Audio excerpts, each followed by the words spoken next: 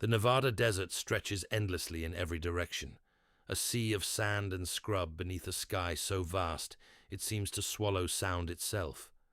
Out here, where the horizon blurs into heat shimmer, and the only company is the occasional tumble of sagebrush, silence has weight. It presses against your ears, fills your lungs, settles into your bones like dust after a long day's drive. But this isn't just any stretch of wasteland. This is the edge of something else entirely. Something that doesn't appear on civilian maps. Something that exists in the spaces between what we're told and what we're allowed to know. Tonight, we're pulling off the main road, cutting the headlights, and stepping into the quiet mysteries that live beneath one of the most restricted airspaces in the world. Welcome to the Dreamland Motel. Here, we explore the stranger corners of ufology and the phenomena that dance just beyond the edges of official explanation. But we do it gently, at a pace that lets you breathe, lets you wonder, lets you drift if sleep finds you first. So settle in, get comfortable, close your eyes if you like. If you find value in these journeys into the unknown, consider giving this video a thumbs up and subscribing to the channel. It helps us keep the lights on and the stories flowing. Tonight, you're checking into room 51, where the walls are thin and the secrets run deep. Your key is already waiting on the nightstand. Let's begin our exploration of the hidden world beneath Area 51, where the line between science fiction and classified reality grows thinner with each passing year. The year is 1955. President Eisenhower sits in the Oval Office, reading reports that would make most men question their grip on reality. Flying discs over Washington, radar signatures that defy physics, pilots returning from high-altitude missions with stories that can't be explained and can't be ignored. The Cold War is at its peak, and the last thing America needs is to appear vulnerable to threats it doesn't understand. But understanding takes time, and time is a luxury when your adversaries might possess technology that renders your best fighter jets obsolete. So a decision is made, quietly, behind closed doors, that will never appear in any public record. If the phenomena can't be understood, perhaps they can be contained. If they can't be explained, perhaps they can be studied. And if the public can't be trusted with the truth, perhaps the truth can be buried deep enough that only those with the highest clearances will ever glimpse its outline. The site chosen for this endeavor sits in the middle of nowhere, Nevada. A dry lake bed called Groom Lake, surrounded by mountains that hide it from prying eyes and bordered by restricted airspace that keeps curious aircraft at bay. To the few who know of its existence, it's simply called the test site. To the rest of the world, it doesn't exist at all.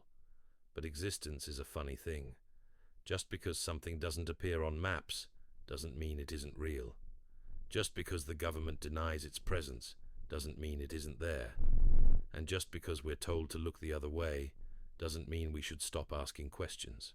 The first structures rise from the desert floor like mirages that refuse to disappear.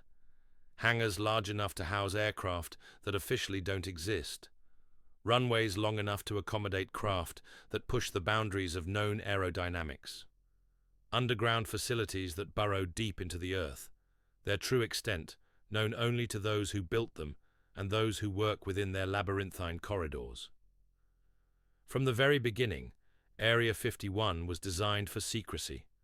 Every road leading to the facility is monitored. Every approach is watched by cameras that see in spectrums beyond human vision. Armed guards patrol the perimeter, with orders that leave no room for interpretation.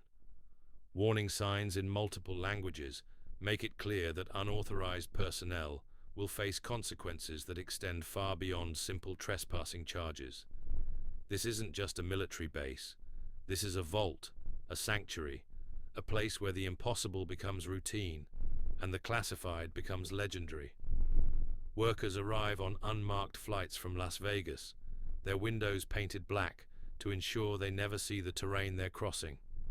They sign documents that bind them to silence for the rest of their lives. They work on projects that have no official names, no public budgets, no acknowledgement from the agencies that fund them. Yet for all its secrecy, Area 51 has become one of the most famous places on Earth. Its very existence as a classified facility has turned it into a magnet for curiosity, a focal point for questions that the government refuses to answer. The more they deny, the more we wonder. The more they restrict, the more we imagine what might be hidden behind those fences and warning signs. What exactly goes on behind those mountains? What technologies are being developed in facilities that don't officially exist? And perhaps most intriguingly, what might be stored in underground vaults that were designed to house materials not of this world? The answers, if they exist at all, lie buried beneath layers of classification that have accumulated like geological strata over decades of denial and misdirection. But sometimes, cracks appear in even the most carefully constructed facades. Sometimes, people talk who aren't supposed to talk.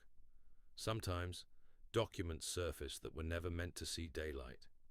And sometimes, the truth finds a way to seep through the walls of even the most secure facilities. Bob Lazar was supposed to be just another contractor, another face in the crowd of engineers and technicians who kept the wheels of black project development turning. He had the right credentials, the right clearances, the right attitude of quiet professionalism that such work demands. He was hired to reverse engineer propulsion systems that challenged everything he thought he knew about physics.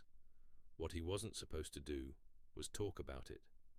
When Lazar first stepped forward in 1989, his claims seemed too extraordinary to believe. Flying saucers, hidden in hangars, carved into mountainsides. Propulsion systems based on element 115, an exotic material that didn't officially exist. Craft capable of manipulating gravity itself, bending space and time in ways that made conventional aerospace technology look like stone tools. The reaction was swift and predictable. His employment records vanished. His educational history became disputed. His credibility was attacked from every angle by skeptics who found it easier to dismiss the messenger than address the message. The government's response was equally telling in its absence. No confirmation, no denial, just silence, and the occasional reminder that discussing classified information carried serious consequences. But silence, as any good investigator knows, can be as revealing as words. The very intensity of the efforts to discredit Lazar suggested that someone, somewhere, was very concerned about what he might reveal. His technical knowledge of advanced propulsion concepts was either the product of an extraordinarily creative imagination or exposure to technologies that officially didn't exist. Years passed. Other witnesses emerged, each with their own fragments of a larger puzzle. Former security guards spoke of unusual aircraft movements during night operations. Construction workers described building facilities with specifications that seemed designed for storage rather than research. Pilots reported encounters with craft that performed maneuvers impossible for any known aircraft. Each testimony, taken alone, could be dismissed as misidentification, exaggeration, or deliberate fabrication. But together, they began to paint a picture of something far more complex than simple experimental aircraft testing. They suggested the existence of a parallel world of advanced technology, exotic materials, and capabilities that challenged our fundamental understanding of what was possible. The underground facilities at Area 51 have always been the subject of particular speculation. Official acknowledgements speak only of standard military infrastructure, the kind of underground command centers and storage facilities that any major installation might require. But the scale of construction, the depth of excavation, and the specialized nature of certain installations suggest purposes that extend far beyond conventional military needs. Multiple levels descend deep into the Nevada bedrock, connected by elevator systems and transport networks that rival those of major metropolitan areas. Climate-controlled storage areas maintain precise environmental conditions for materials that require extraordinary care in handling. Laboratories equipped with instruments that push the boundaries of measurement and analysis conduct research that exists in no published literature. Workers who have glimpsed these deeper levels describe corridors that stretch for miles underground, chambers large enough to house aircraft hangars, and security protocols that exceed anything found in surface facilities. Access is compartmentalized to an extraordinary degree, with personnel cleared for work in one area, having no knowledge of activities taking place just corridors away. The very architecture of these underground complexes suggests they were designed to house something extraordinary. Standard military equipment doesn't require the kind of specialized storage and handling facilities that witnesses describe. Conventional aircraft don't need the electromagnetic shielding and environmental controls that seem to be standard in certain sections of the underground network. What kind of materials would require such extraordinary security measures? What type of technology would demand isolation from electromagnetic interference, precise climate control, and handling protocols that exceed those used for nuclear materials? The questions multiply faster than the answers, creating a web of speculation that has only grown more complex with time. Document leaks over the years have provided tantalizing glimpses into projects that officially don't exist. Budget line items for research into exotic propulsion systems. Purchase orders for materials with properties that challenge conventional understanding of physics. Personnel assignments to facilities that have no official designation. Each leaked document is quickly dismissed as either fabricated or taken out of context. Official spokespeople issue carefully worded denials that neither confirm nor deny specific claims, while maintaining that all activities at the test site are perfectly legal and properly authorized. The dance between revelation and concealment continues, with truth and disinformation becoming increasingly difficult to distinguish. But perhaps that's the point. In a world where information is power and secrecy is security, the most effective way to hide the truth isn't to deny it completely, but to surround it with so much speculation, contradiction, and confusion that the signal becomes lost in the noise. Real secrets hide in plain sight, camouflaged by deliberate misdirection and buried beneath layers of plausible deniability. The underground world of Area 51 exists in this twilight realm between confirmed fact and persistent rumor. We know something is there. We know it's important enough to warrant extraordinary security measures. We know it involves technologies and materials that push the boundaries of known science. What we don't know is what secrets lie deepest in those underground vaults, what technologies are being developed in laboratories that don't officially exist, and what materials from unknown origins might be stored in facilities designed to house the impossible. The Nevada desert keeps its secrets well, but sometimes, in the quiet hours when the wind carries whispers across the empty spaces, those secrets seem almost ready to emerge from the shadows. Tonight, in the safety of Room 51, we'll explore what might be hidden beneath the most classified facility on Earth, where the line between science and science fiction grows thinner with each passing year. The stories that emerge from the depths of Area 51 don't come wrapped in official letterhead or stamped with government seals. They seep out slowly, like groundwater finding cracks in concrete, carried by voices that speak in hushed tones and memories that refuse to stay buried. There's the tale of the construction crew that worked the night shift in 1987, expanding what they were told was a standard storage facility beneath the main complex. But standard storage doesn't require walls lined with materials that seem to absorb sound completely. Standard storage doesn't need ventilation systems that cycle air through filters designed to contain particles that don't appear in any chemistry textbook. The crew foreman, a man we'll call Martinez because his real name remains classified even in death, kept a journal during those months of underground excavation. Fragments of that journal surfaced decades later, photocopies passed hand to hand among researchers who collect such things. His entries described chambers carved with precision that defied the capabilities of conventional drilling equipment, walls that seemed to have been melted rather than cut, specifications that called for containment protocols typically reserved for handling radioactive materials, except the radiation detectors never registered anything. Most unsettling were his descriptions of the vault doors, massive circular barriers that required electronic authorization from multiple sources before they would even acknowledge a request to open. Behind those doors lay chambers that his crew was never allowed to enter, rooms that required specialized atmospheric controls and electromagnetic shielding that blocked everything from radio waves to cellular signals.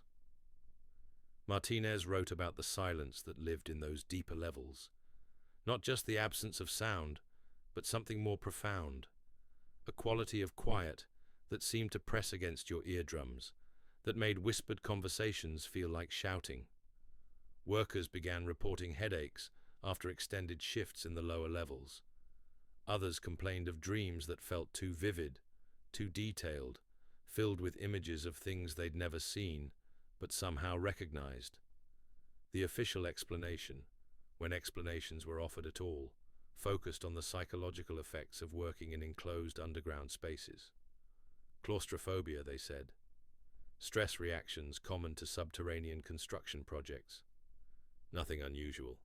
Nothing that couldn't be managed with proper rotation schedules and psychological support.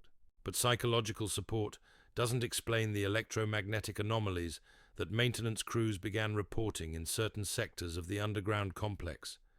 Equipment would malfunction for no apparent reason. Computers would reset themselves, losing data that had been carefully documented just hours before. Communication systems would pick up signals that seemed to originate from within the facility itself, voices speaking in languages that no one could identify. Dr. Sarah Chen arrived at Groom Lake in 1991 as part of a team tasked with analyzing materials that had no official source and no documented chain of custody.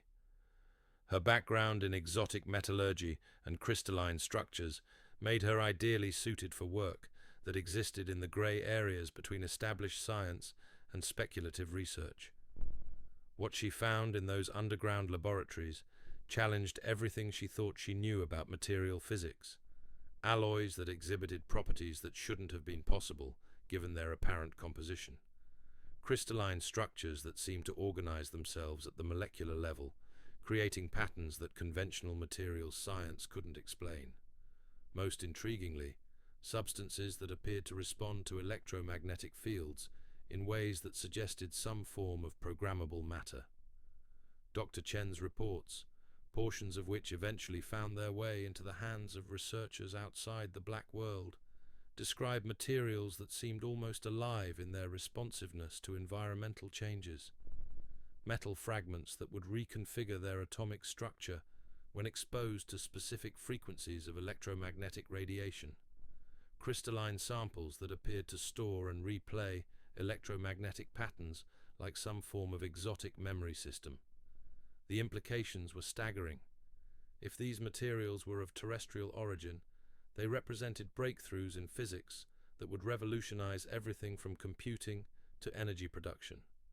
If they weren't terrestrial, they raised questions that no one seemed prepared to answer officially. Dr. Chen's tenure at the facility ended abruptly in 1994 when she began asking questions about the origins of the materials she was studying. Her security clearance was revoked without explanation. Her research notes were confiscated and classified at levels that placed them beyond the reach of most oversight. She was relocated to a university position where her work on conventional materials earned her a respectable but unremarkable career.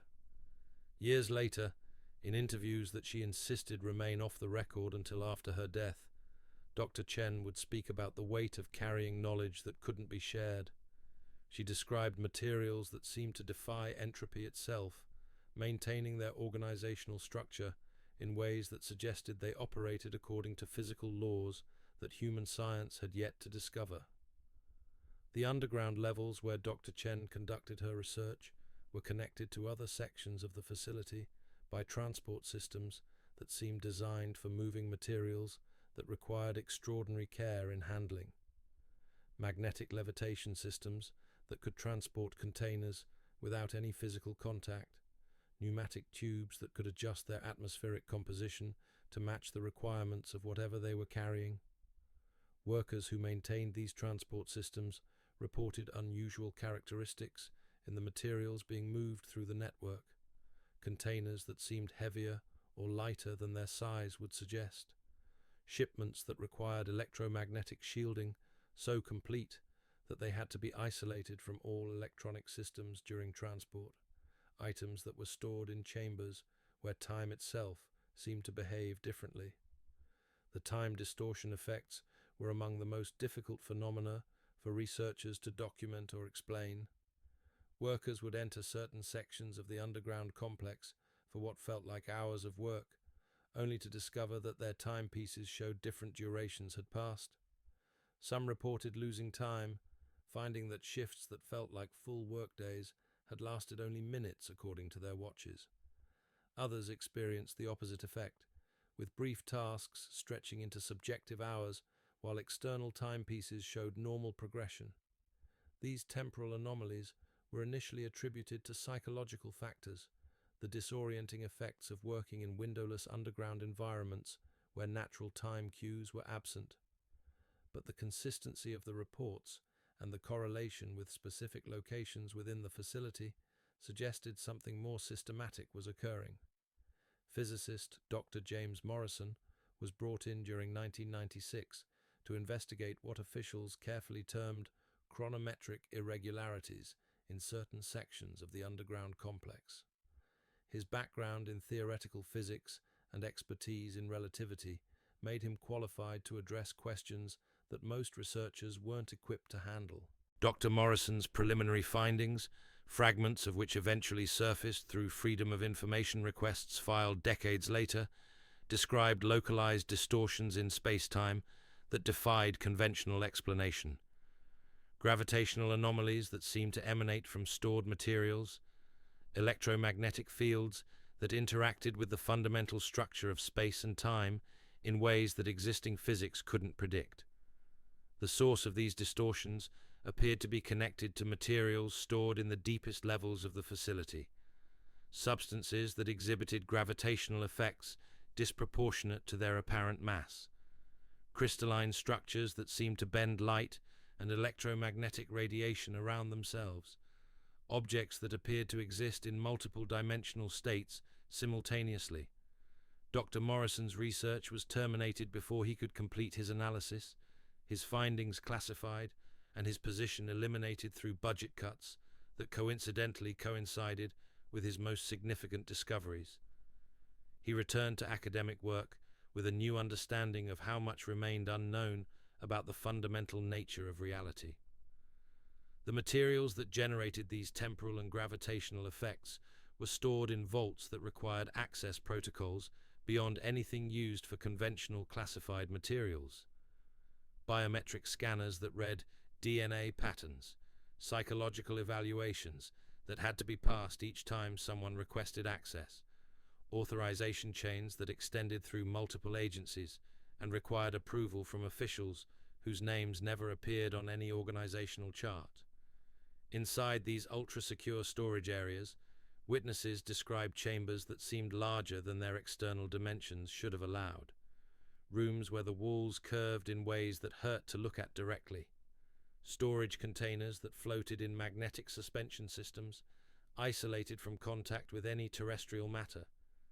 The most restricted materials were housed in what workers came to call the Deep Vault, a section of the underground complex that existed at levels so far below ground that elevators took several minutes to reach them.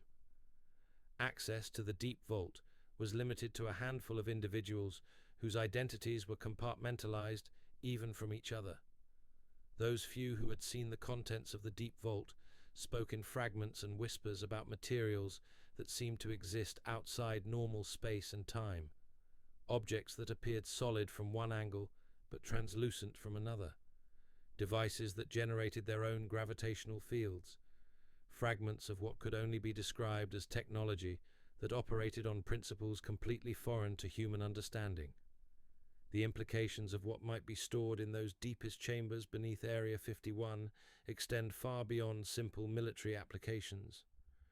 If even a fraction of the reported materials possess the properties described by witnesses, they represent a revolution in our understanding of physics, consciousness, and humanity's place in the universe.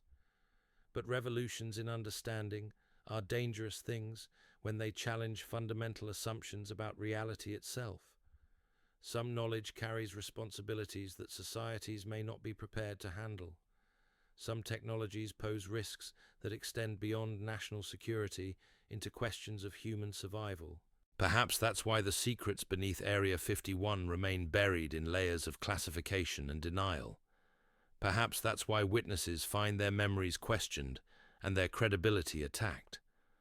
Perhaps that's why the underground vaults continue to expand, growing deeper into the Nevada bedrock, housing materials and technologies that official science insists cannot exist. In the quiet moments between one classified project and the next, when the underground complex settles into its deepest silences, those who work in its corridors sometimes report hearing sounds that seem to come from the materials themselves, humming frequencies that resonate in frequencies just below the threshold of human hearing. Vibrations that seem to carry information in patterns too complex for conscious interpretation, but somehow meaningful to some deeper part of human awareness. The Nevada desert above remains unchanged, its endless expanse of sand and stone giving no hint of the revolutionary technologies that may lie buried beneath its surface. But for those who know what to listen for, the desert itself seems to whisper secrets that official voices continue to deny. The whispers carry stories that stretch back to the facility's earliest days, when the underground excavations first began revealing things that weren't supposed to be there. Geological surveys had mapped the area thoroughly before construction started, but the official reports made no mention of the crystalline formations that workers discovered at depths that should have contained only standard Nevada bedrock. These weren't ordinary mineral deposits. The crystals grew in geometric patterns that seemed to follow mathematical principles unknown to terrestrial geology. They resonated at frequencies that caused sensitive equipment to malfunction when brought too close.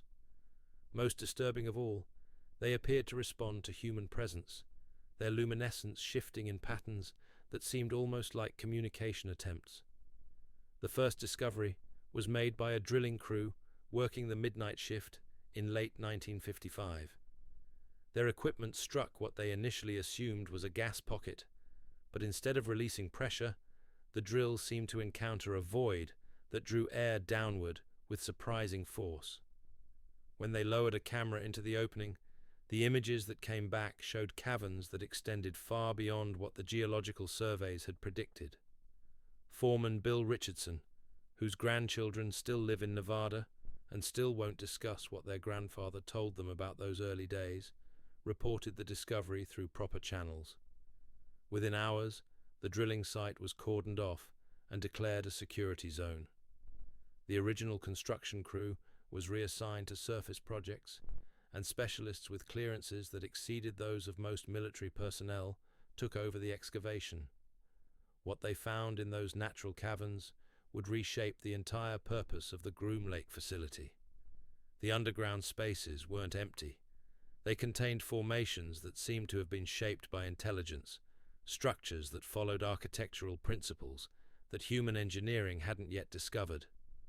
Walls that curved in mathematically perfect spirals, chambers that exhibited acoustic properties that suggested they had been designed as resonance chambers for purposes that remained unclear.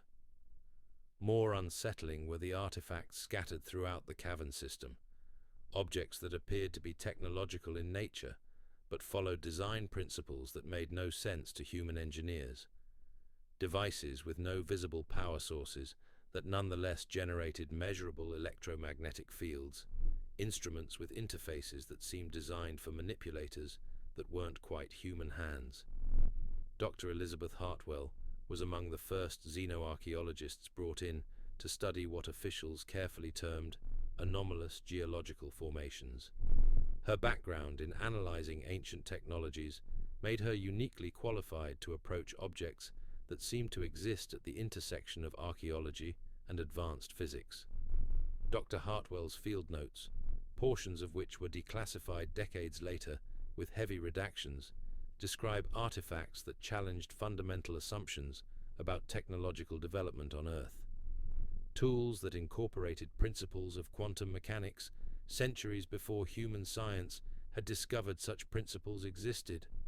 Computing devices that stored information in crystalline matrices that operated at the subatomic level. The dating techniques available in the 1950s weren't sophisticated enough to determine the age of these artifacts with precision, but the geological context suggested they were far older than any known human civilization. The caverns themselves showed signs of having been sealed for millennia, their atmospheric composition preserved in ways that suggested deliberate environmental controls. As word of the discoveries spread through classified channels, the scope of the Groom Lake project expanded exponentially. What had begun as a test facility for experimental aircraft became something far more ambitious, a research center dedicated to understanding technologies that shouldn't have existed, but undeniably did. The artifacts were carefully catalogued and moved to specialized storage facilities designed to preserve their unique properties. Some required specific atmospheric conditions to remain stable. Others had to be kept in electromagnetic isolation to prevent them from interfering with sensitive equipment. A few were so reactive to environmental changes that they could only be studied through remote observation systems. Dr. Hartwell's team made their most significant discovery in a chamber deep within the cavern system, a space that seemed to serve as some kind of central hub for the entire complex. The walls were covered with symbols that followed linguistic patterns unlike anything in human languages, yet somehow conveyed meaning to those who studied them long enough. The symbols weren't carved into the stone, but seemed to be part of the crystalline structure itself, formed at the molecular level through processes that defied conventional understanding of how matter organizes itself. When exposed to specific electromagnetic frequencies, the symbols would respond with patterns of light that seemed to carry encoded information. Linguist Dr. Maria Santos was brought in to attempt deciphering what appeared to be the first non-human writing system ever discovered. Her initial reports described a form of communication that operated on multiple levels simultaneously, conveying not just semantic meaning, but emotional and conceptual information that bypassed normal linguistic processing. Dr. Santos spent 3 years working with the symbol system before her project was suddenly terminated and all her research classified at levels that placed it beyond most oversight. She returned to academic work with a new understanding of how communication might evolve in species that processed information differently than humans. The symbols seemed to serve as more than just static information storage. When researchers learned to activate them using the correct electromagnetic signatures, they would generate 3-dimensional holographic displays that showed star maps, technical diagrams, and what appeared to be historical records of events that had occurred long before human civilization emerged. The star maps were particularly intriguing because they showed stellar configurations that astronomers confirmed were accurate for periods thousands of years in the past. The technical diagrams depicted technologies that human science was only beginning to understand in theoretical terms. The historical records showed events that seemed to document contact between the creators of these artifacts and early human civilizations. These revelations forced a fundamental reassessment of human history and humanity's place in the universe. The artifacts suggested that Earth had been visited by advanced civilizations long before official history began, and that these visitors had left behind not just technologies, but also influence on human development that might explain some of the sudden leaps in human capability that archaeologists had long struggled to explain. The implications were staggering enough to warrant the highest levels of classification. If the artifacts were genuine, they represented proof that humanity wasn't alone in the universe and never had been. More disturbing was the suggestion that human technological development might have been guided or influenced by non-human intelligence from the very beginning. As research into the artifacts progressed, patterns began emerging that suggested the underground complex hadn't been abandoned randomly. The distribution of objects and the configuration of the chambers implied that whoever had created this place had left it deliberately, perhaps as a time capsule or repository of knowledge intended for discovery at a specific point in human development. The timing of the discovery, coinciding with humanity's first steps into the nuclear age and the beginning of space exploration, seemed almost too convenient to be coincidental. Some researchers began to wonder whether the facility had been designed to be found when humanity reached a certain level of technological sophistication. Dr. Robert Chen, a theoretical physicist brought in to study the more advanced artifacts, proposed that the entire complex might represent a form of technological inheritance left behind by a civilization that had once visited Earth and wanted to ensure that their knowledge wouldn't be lost entirely.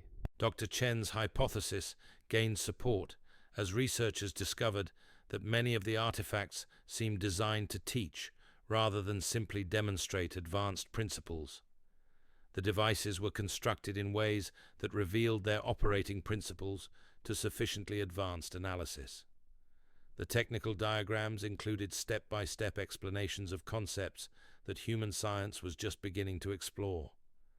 This educational aspect of the artifacts suggested a level of foresight and planning that implied the creators had understood human developmental patterns well enough to predict when such knowledge would be needed and could be safely utilized.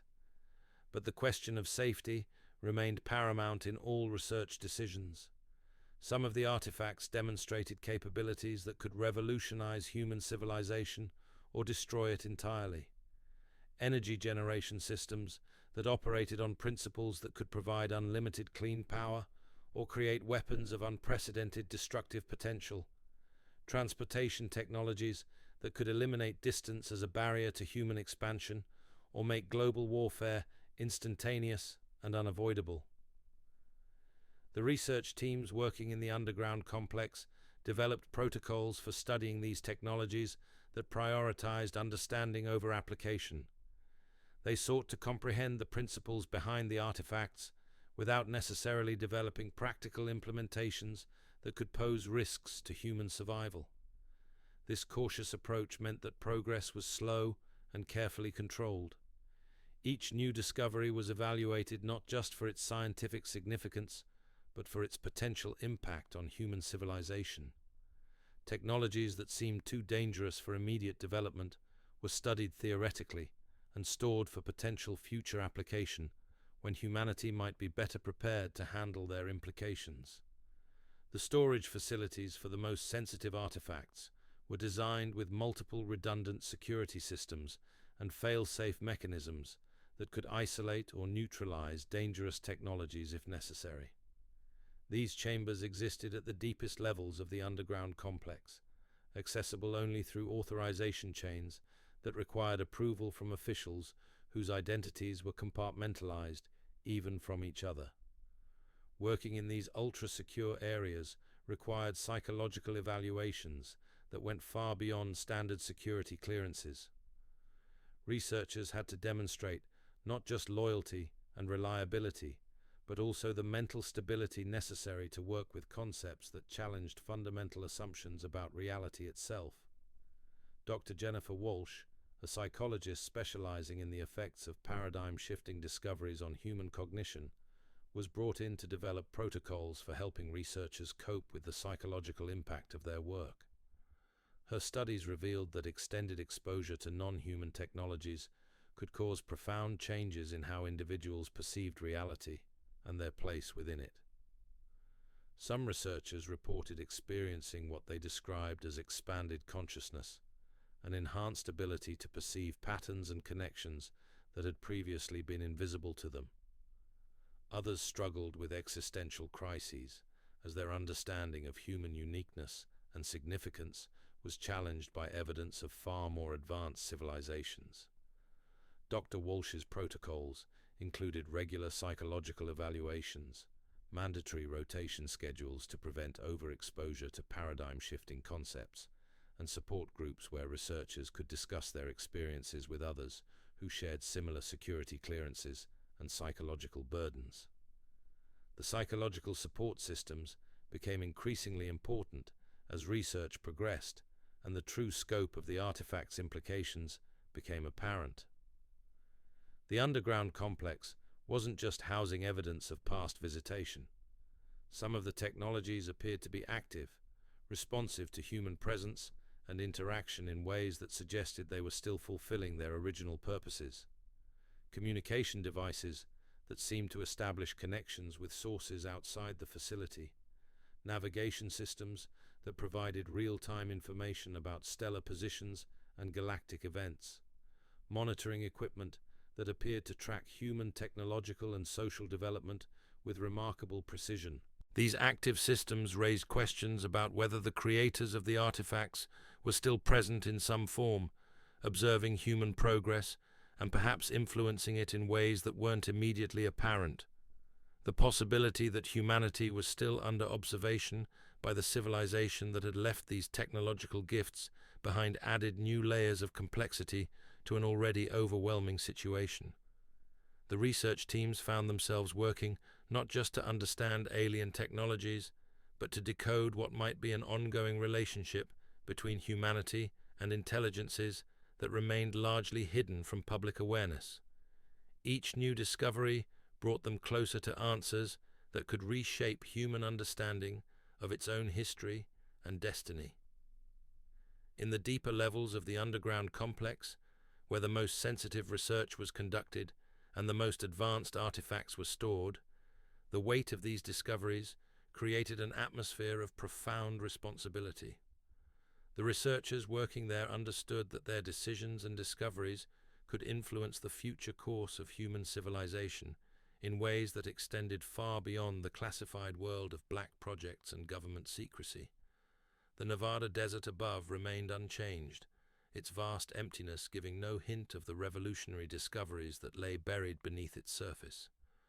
But in the silence of those underground chambers, surrounded by technologies that challenged everything humanity thought it knew about its place in the universe, researchers continued their careful work of unlocking secrets that would reshape the world if they were ever allowed to see the light of day.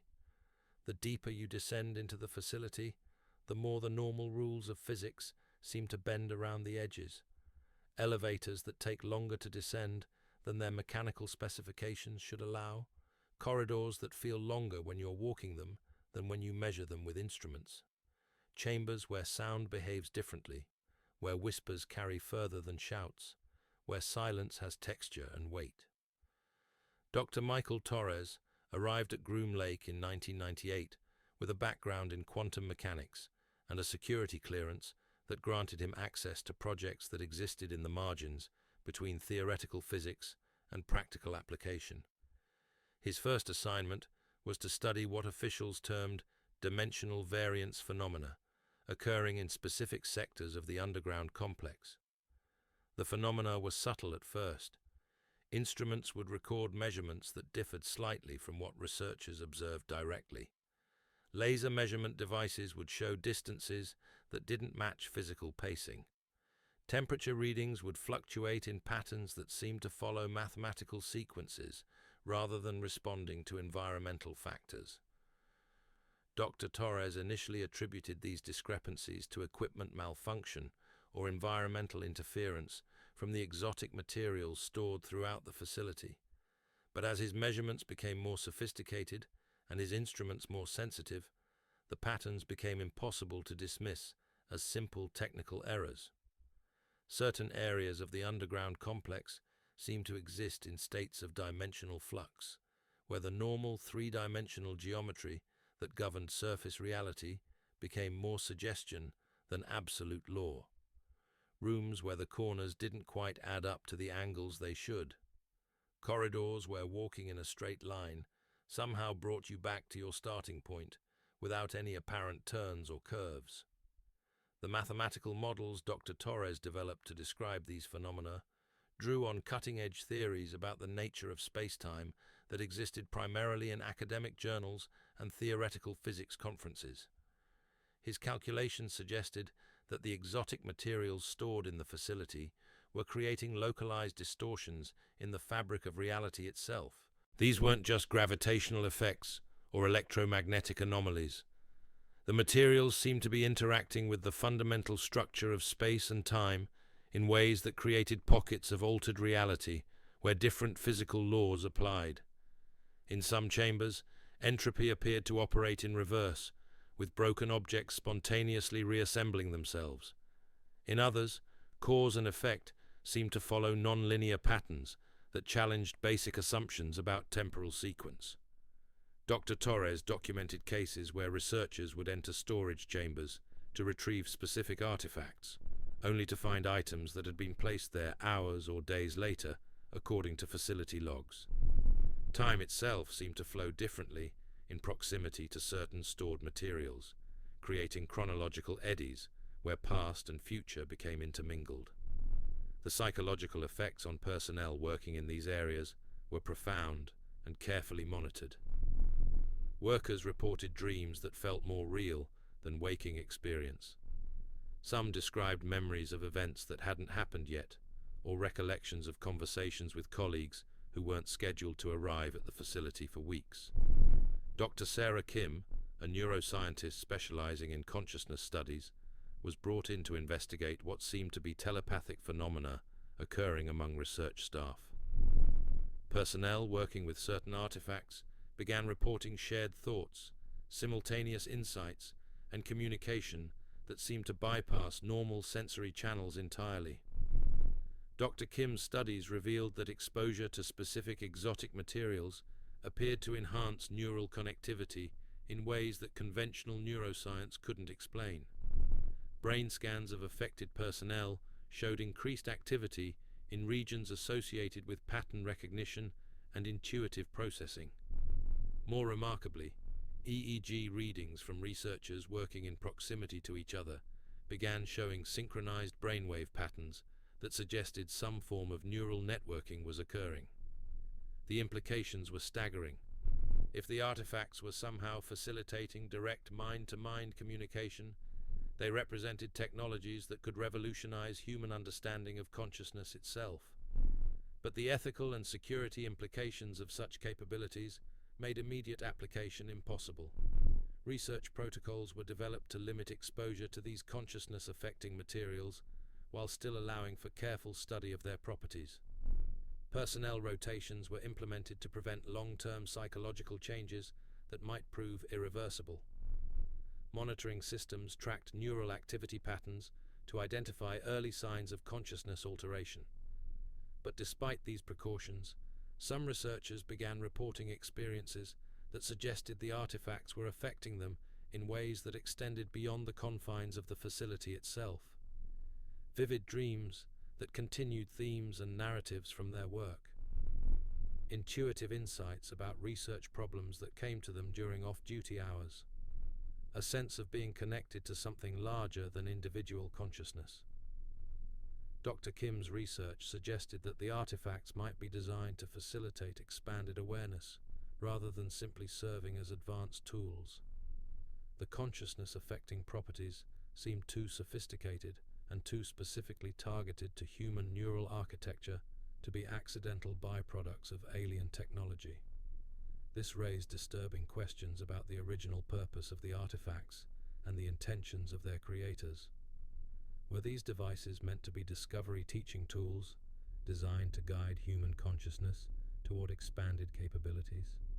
Or were they something more subtle and potentially more concerning, influence mechanisms that could shape human development in predetermined directions? The possibility that humanity's exposure to these artifacts might be part of a larger plan or experiment added new dimensions to the already complex ethical considerations surrounding the research. If the artifacts were designed to change human consciousness, what were the long-term implications of that change, and who, if anyone, had the authority to make decisions about altering the fundamental nature of human awareness? These questions took on new urgency as researchers began discovering artifacts that seemed specifically designed for consciousness interface applications, devices that responded to thought patterns rather than physical manipulation, instruments that seemed to amplify human intuitive capabilities, technologies that appeared to facilitate direct mental access to information stored in crystalline matrices. Dr. Rebecca Foster, a specialist in human-computer interface design, was tasked with developing protocols for safely interacting with these consciousness-responsive technologies. Her initial attempts to establish communication with the artifacts revealed that they operated on principles that challenged basic assumptions about the nature of information and awareness. The devices seemed to respond not just to conscious thought, but to deeper levels of human cognition that included emotional states, intuitive insights, and even unconscious psychological patterns. They appeared to be designed for beings whose consciousness operated in fundamentally different ways than human awareness, yet they could adapt their interfaces to accommodate human cognitive patterns with remarkable flexibility. Dr. Foster's team developed meditation-based protocols that allowed researchers to achieve the altered states of consciousness necessary for effective interaction with the most sophisticated artifacts. These protocols drew on techniques from various contemplative traditions while incorporating biofeedback systems that could monitor and guide consciousness states in real time. The researchers, who successfully established communication with the consciousness-responsive artifacts, reported experiences that defied conventional description. Direct knowledge transfer that bypassed normal learning processes. Access to information databases that seemed to contain the accumulated knowledge of entire civilizations. Glimpses of perspectives on reality that incorporated awareness of multiple dimensions and temporal frameworks. These experiences were carefully documented and analyzed, but the subjective nature of consciousness-based interaction made verification and replication challenging. Each researcher seemed to interface with the artifacts in slightly different ways, suggesting that the devices were adapting their communication methods to individual cognitive patterns and capabilities. Dr. Foster's protocols included extensive debriefing sessions where researchers attempted to translate their consciousness interface experiences into conventional language and scientific terminology. These translations were necessarily incomplete, but they provided enough information to guide further research and development of safer interaction methods. The consciousness-responsive artifacts seem to contain vast libraries of information about subjects ranging from advanced physics and engineering to philosophy and spiritual development. The knowledge was presented in ways that integrated technical information with broader conceptual frameworks that place specific technologies within larger understanding systems. This holistic approach to knowledge organization suggested that the creators of the artifacts understood the importance of contextualizing advanced technologies within ethical and philosophical frameworks that could guide their responsible application.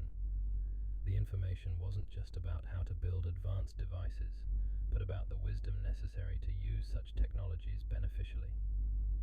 Dr. Marcus Webb, a philosopher of science brought in to analyze the ethical frameworks embedded in the artifact knowledge systems, found sophisticated approaches to technological development that prioritized long-term consequences and collective benefit over immediate practical applications. The stored information seemed to assume that advanced technologies should be developed only by civilizations that had achieved certain levels of social and ethical maturity. This perspective added new complexity to decisions about how to proceed with artifact research. If the creators had intended their technologies to be discovered only by civilizations ready to handle them responsibly, what criteria should determine whether humanity met those standards? And who had the authority to make such determinations? The underground research teams found themselves grappling with questions that extended far beyond technical analysis into areas of ethics, philosophy, and human development that few scientific institutions were equipped to address.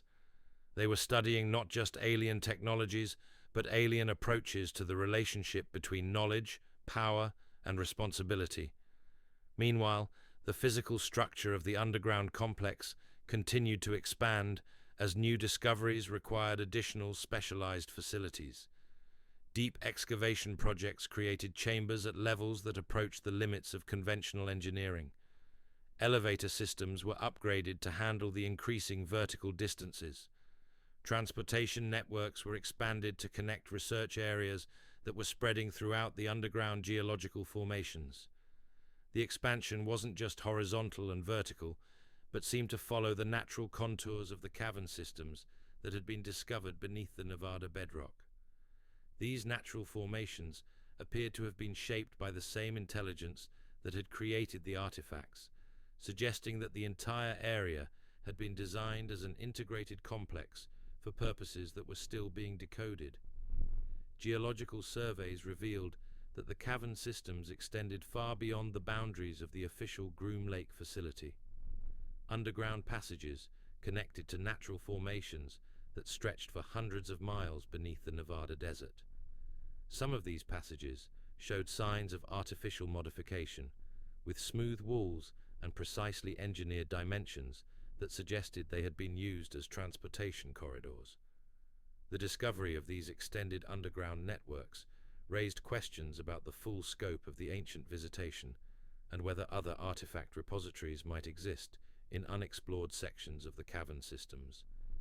Mapping expeditions were organized to explore the farthest reaches of the accessible passages, always with the understanding that they might encounter discoveries that would require even higher levels of classification and security.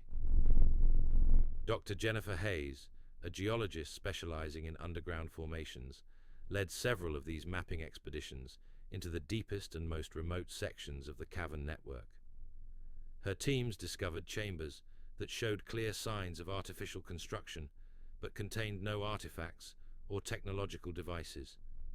These empty spaces seemed to serve as waypoints or rest areas within a larger transportation system. The implications were profound. If the cavern network was indeed a transportation system, it suggested that the Nevada site was part of a much larger infrastructure that might extend across continents or even globally. The possibility that similar artifact repositories existed in other locations around the world had staggering implications for understanding the true scope of ancient visitation. Dr. Hayes's geological analysis revealed that the cavern modifications had been accomplished using techniques that left no tool marks or construction debris. The walls had been shaped through processes that seemed to involve molecular-level manipulation of the rock structure. This level of precision and the absence of conventional construction evidence suggested technologies that operated on principles far beyond current human capabilities. The mapping expeditions also discovered chambers that seemed to serve as environmental control centers for the entire cavern network. These spaces contained crystalline formations that generated electromagnetic fields and maintained atmospheric conditions throughout the underground system. The environmental controls were still active after what appeared to be thousands of years, suggesting power sources and maintenance systems that operated on principles of extraordinary efficiency and longevity. The active nature of these environmental systems raised questions about whether the cavern network was still serving its original purposes. Were the transportation corridors still being used? Were the environmental controls maintaining conditions for occupants who might still be present in unexplored sections of the network? These possibilities added new urgency to the exploration efforts, while also demanding extreme caution. If the cavern systems were still active and potentially occupied, human exploration might represent contact scenarios that required diplomatic consideration rather than simple scientific investigation. The research teams developed protocols for exploration that prioritized non-intrusive observation over direct investigation. Remote sensing equipment was deployed to map the farthest reaches of the cavern network without risking direct contact with potentially sensitive areas. Automated monitoring systems were installed to detect any signs of activity or occupancy in the unexplored regions. The data collected by these remote systems revealed patterns of activity that suggested the cavern network was indeed still serving active purposes. Electromagnetic signatures that seemed to indicate movement through the transportation corridors. Atmospheric changes that suggested occupancy in distant chambers. Energy patterns that implied ongoing technological activity in areas that remained beyond human reach. These discoveries forced a fundamental reassessment of the entire research program. The artifacts weren't just archaeological discoveries from a vanished civilization. They appeared to be components of an active infrastructure that was still serving its original purposes. The implications for human contact protocols and international security were staggering. The Nevada desert above remained unchanged, its vast emptiness concealing one of the most significant discoveries in human history. But in the depths beneath its surface, researchers continued their careful work of understanding technologies and intelligence that challenged every assumption about humanity's place in the universe. In the deepest chambers of the underground complex, where the most sensitive research was conducted and the most advanced artifacts were stored, the weight of these discoveries created an atmosphere of profound responsibility. The researchers working there understood that their decisions and discoveries could influence the future course of human civilization in ways that extended far beyond the classified world of black projects and government secrecy. The silence that lived in those deepest levels carried whispers of possibilities that stretched beyond the boundaries of current human understanding. In room 51 of the Dreamland Motel, where the walls are thin and the secrets run deep, those whispers continue to echo through the desert night, carrying stories that official voices still refuse to acknowledge but can no longer completely contain. The whispers that echo through those deepest chambers tell of discoveries that came not through careful excavation, but through accident and circumstance. There's the story of maintenance supervisor Frank Kovac, whose routine inspection of environmental systems in 2003 led him into a section of the facility that didn't appear on any blueprint he'd ever seen. Kovac had been following a ventilation shaft that was drawing more power than its specifications indicated it should. Standard protocol called for documenting the anomaly and requesting a technical team, but the end of his shift was approaching, and paperwork had a way of turning simple problems into week-long bureaucratic tangles. He decided to investigate personally, following the shaft deeper into the facility than his clearance technically allowed. What he found was a chamber that seemed to exist in architectural impossibility. The space was larger than the area above it could possibly contain, with walls that curved in directions that made his eyes water to follow. The air inside had a quality he'd never experienced before, thick with potential energy that made his skin tingle and his hair stand on end. In the center of the chamber sat a device that defied easy description. It wasn't quite a machine in any conventional sense, more like a sculpture that happened to serve mechanical purposes. Organic curves flowed into geometric precision. Surfaces that looked metallic reflected light in ways that suggested they weren't entirely solid. Components moved without any visible power source, adjusting and reconfiguring themselves according to patterns that seemed almost musical in their rhythm. Kovac stood there for what felt like hours, though his watch insisted only minutes had passed. The device seemed aware of his presence, its movements becoming more pronounced when he approached, settling into quieter patterns when he stepped back. He found himself thinking about problems he'd been struggling with for months, personal issues that had nothing to do with his work, and somehow the solutions became clear as he watched the device's hypnotic dance of reconfiguration. When he finally returned to the surface levels, Kovac filed his report through proper channels and never spoke of what he'd seen. But his colleagues noticed changes in him. Problems that had seemed insurmountable suddenly had obvious solutions. Equipment malfunctions that had puzzled maintenance crews for years yielded to his touch with an ease that bordered on the supernatural. Dr. Amanda Phillips was assigned to debrief Kovac when his enhanced problem-solving abilities became too pronounced to ignore. Her background in cognitive psychology and security assessment made her the logical choice for determining whether his exposure to unauthorized areas had compromised his reliability or enhanced his value to the program. What Dr. Phillips discovered challenged her understanding of how human learning and insight functioned. Kovach's cognitive abilities hadn't just improved, they'd been fundamentally altered. Brain scans showed new neural pathways that shouldn't have been possible to develop at his age. His problem-solving approaches incorporated intuitive leaps that bypassed normal logical processes while consistently arriving at correct conclusions. More intriguingly, Kovach seemed to have developed an almost telepathic connection to the facility's mechanical systems. He could diagnose equipment problems from across the complex, sensing malfunctions before monitoring systems detected them.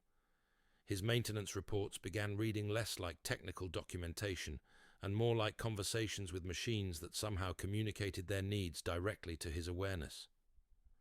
Dr. Phillips's investigation revealed that Kovach's experience wasn't unique. Other personnel who had been accidentally exposed to certain areas of the facility showed similar cognitive enhancements.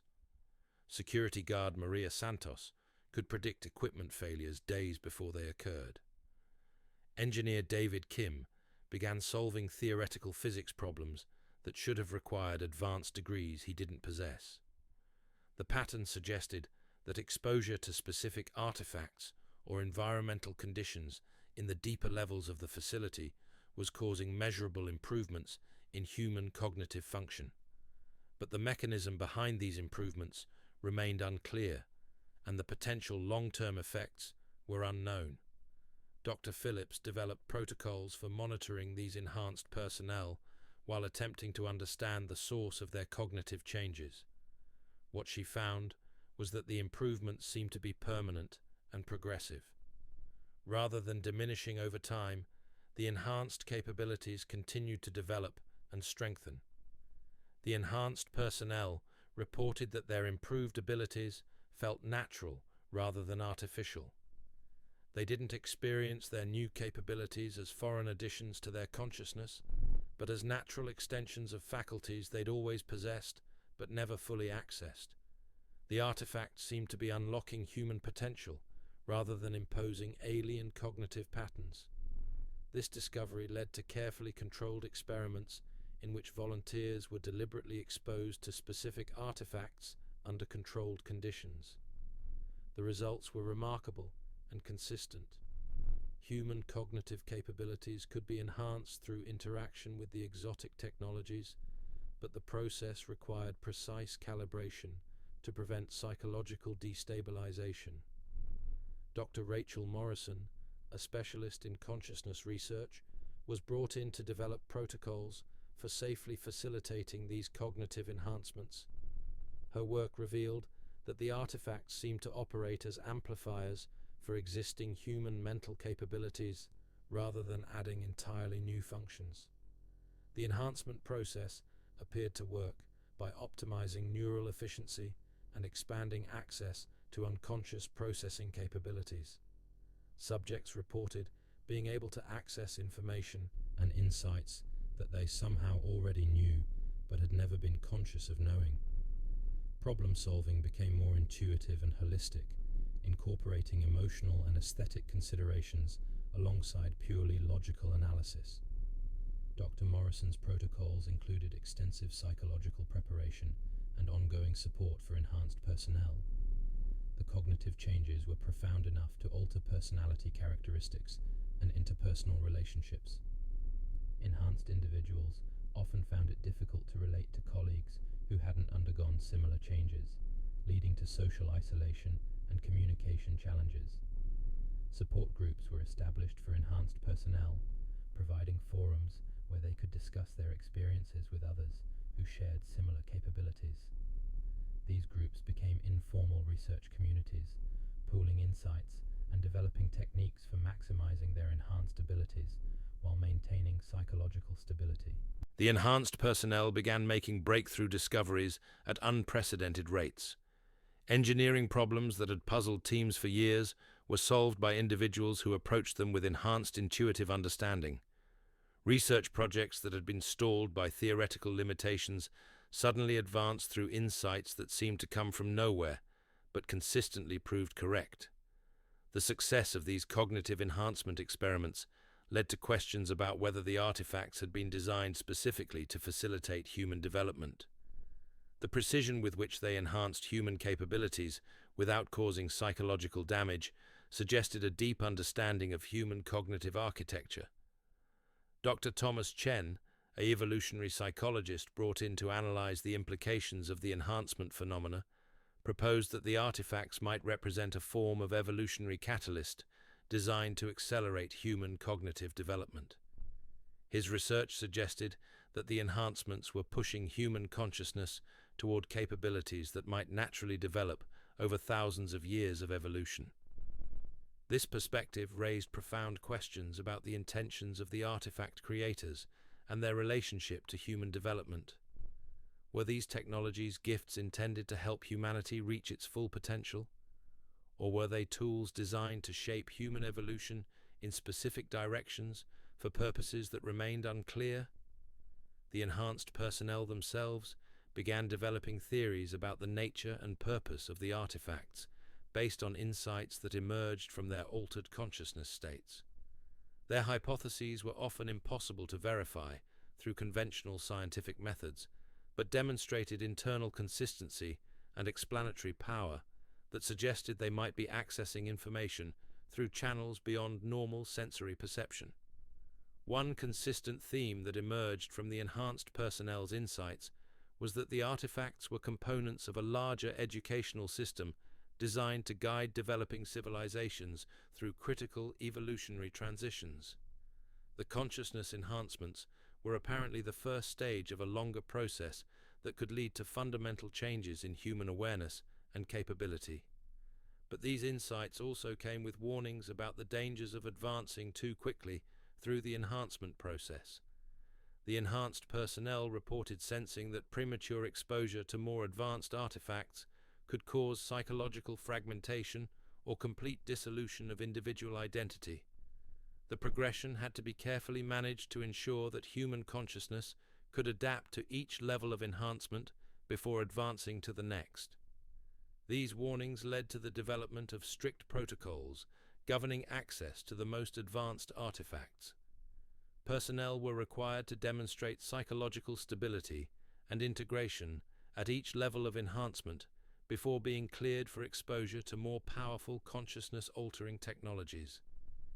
The progression system that emerged resembled traditional apprenticeship models, with experienced enhanced personnel serving as guides and mentors for those beginning the enhancement process.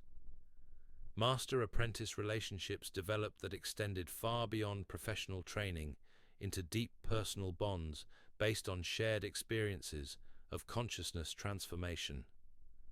Dr. Lisa Wang, an anthropologist specializing in initiation rituals and consciousness traditions, was brought in to study the social structures that were emerging among enhanced personnel.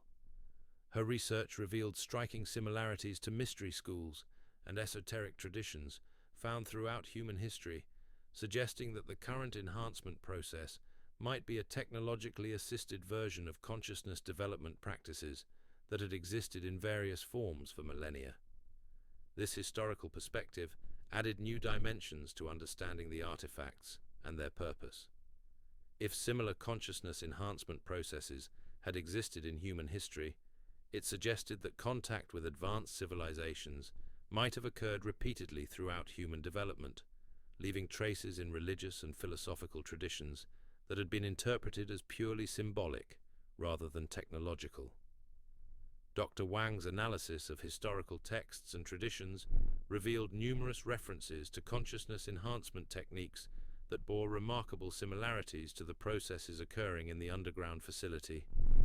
Ancient descriptions of initiation into mystery schools often included experiences that matched the reports of personnel undergoing artifact-induced enhancement. The implications were staggering. If the artifacts represented a continuation of ancient enhancement traditions, it suggested that human civilization had been guided by advanced intelligence for far longer than official history acknowledged. The underground facility might be the latest installation in a network of consciousness development centers that had operated throughout human history. This perspective reframed the entire research program, from archaeological investigation of ancient artifacts to participation in an ongoing educational relationship with advanced intelligence. The personnel working in the facility weren't just studying alien technology. They were students in a cosmic university that had been operating on Earth for thousands of years. The realization that they might be part of an ancient and ongoing educational relationship brought new responsibilities and ethical considerations. If the enhancement process was designed to prepare humanity for some form of graduation or transition, what were the implications of controlling access to that process? Who had the authority to determine which individuals should be allowed to advance through the enhancement stages? These questions became more urgent as the enhanced personnel began developing capabilities that extended beyond individual consciousness improvement into what appeared to be species-level awareness. Some reported sensing the collective mental state of humanity and feeling responsibility for guiding human development in beneficial directions. The emergence of collective consciousness awareness among enhanced personnel created new challenges for facility security and personnel management. Enhanced individuals began demonstrating loyalty that extended beyond national boundaries into concern for human welfare generally. Their priorities shifted from following orders to making decisions based on what they perceived as humanity's long-term best interests. Dr. Patricia Foster, a specialist in group dynamics and organizational psychology, was tasked with developing management approaches for personnel whose consciousness had expanded beyond conventional institutional frameworks. Her research revealed that enhanced individuals couldn't be managed through traditional authority structures, but required leadership approaches based on shared vision and mutual respect. The enhanced personnel began forming their own governance structures based on consensus decision-making and collective wisdom, rather than hierarchical authority. These structures were more effective at coordinating complex research projects and solving interdisciplinary problems than conventional management approaches.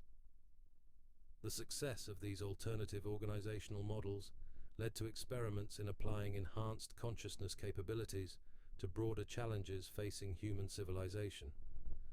Small groups of enhanced personnel were tasked with developing solutions to problems ranging from environmental degradation to social conflict, approaching these challenges with cognitive capabilities that incorporated both analytical reasoning and intuitive wisdom.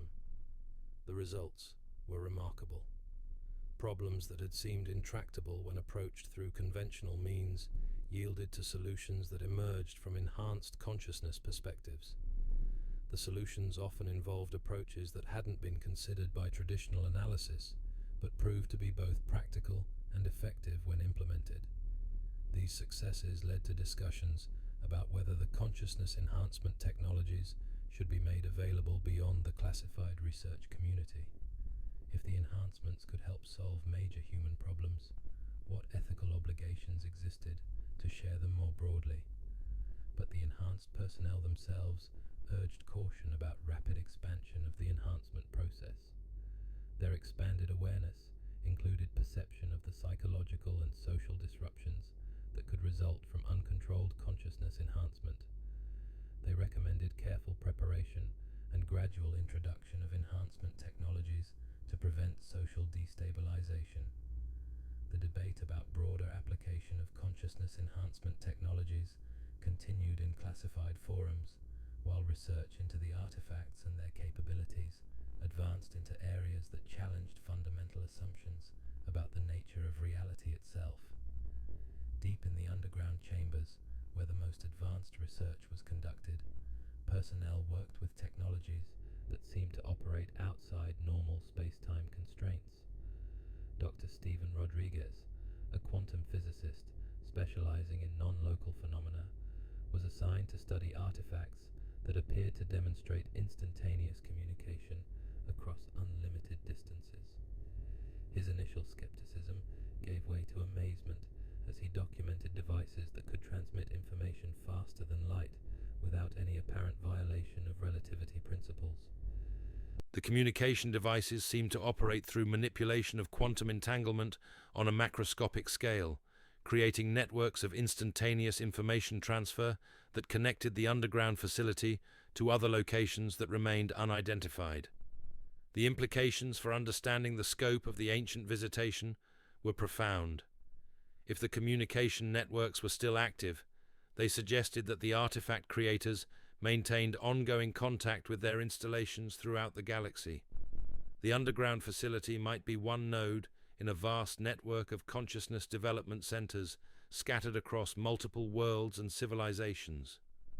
Dr. Rodriguez's research team developed protocols for attempting to establish communication through the alien networks, working carefully to avoid triggering responses that might compromise facility security or human safety.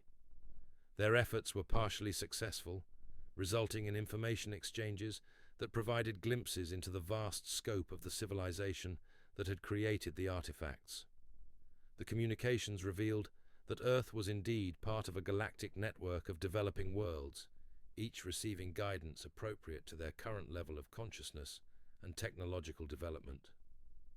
The enhancement process occurring in the underground facility was apparently a standard component of species development, designed to prepare civilizations for eventual integration into galactic community.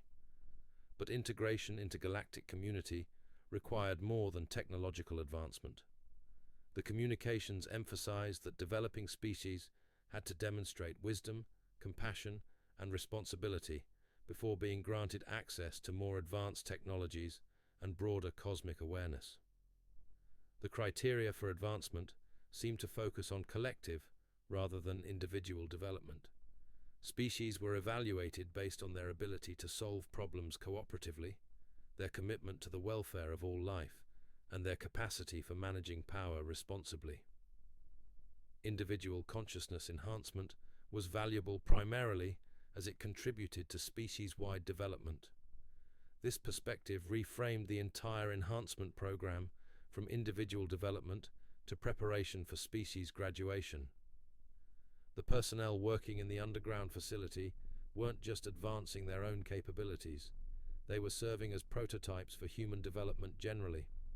The responsibility was enormous.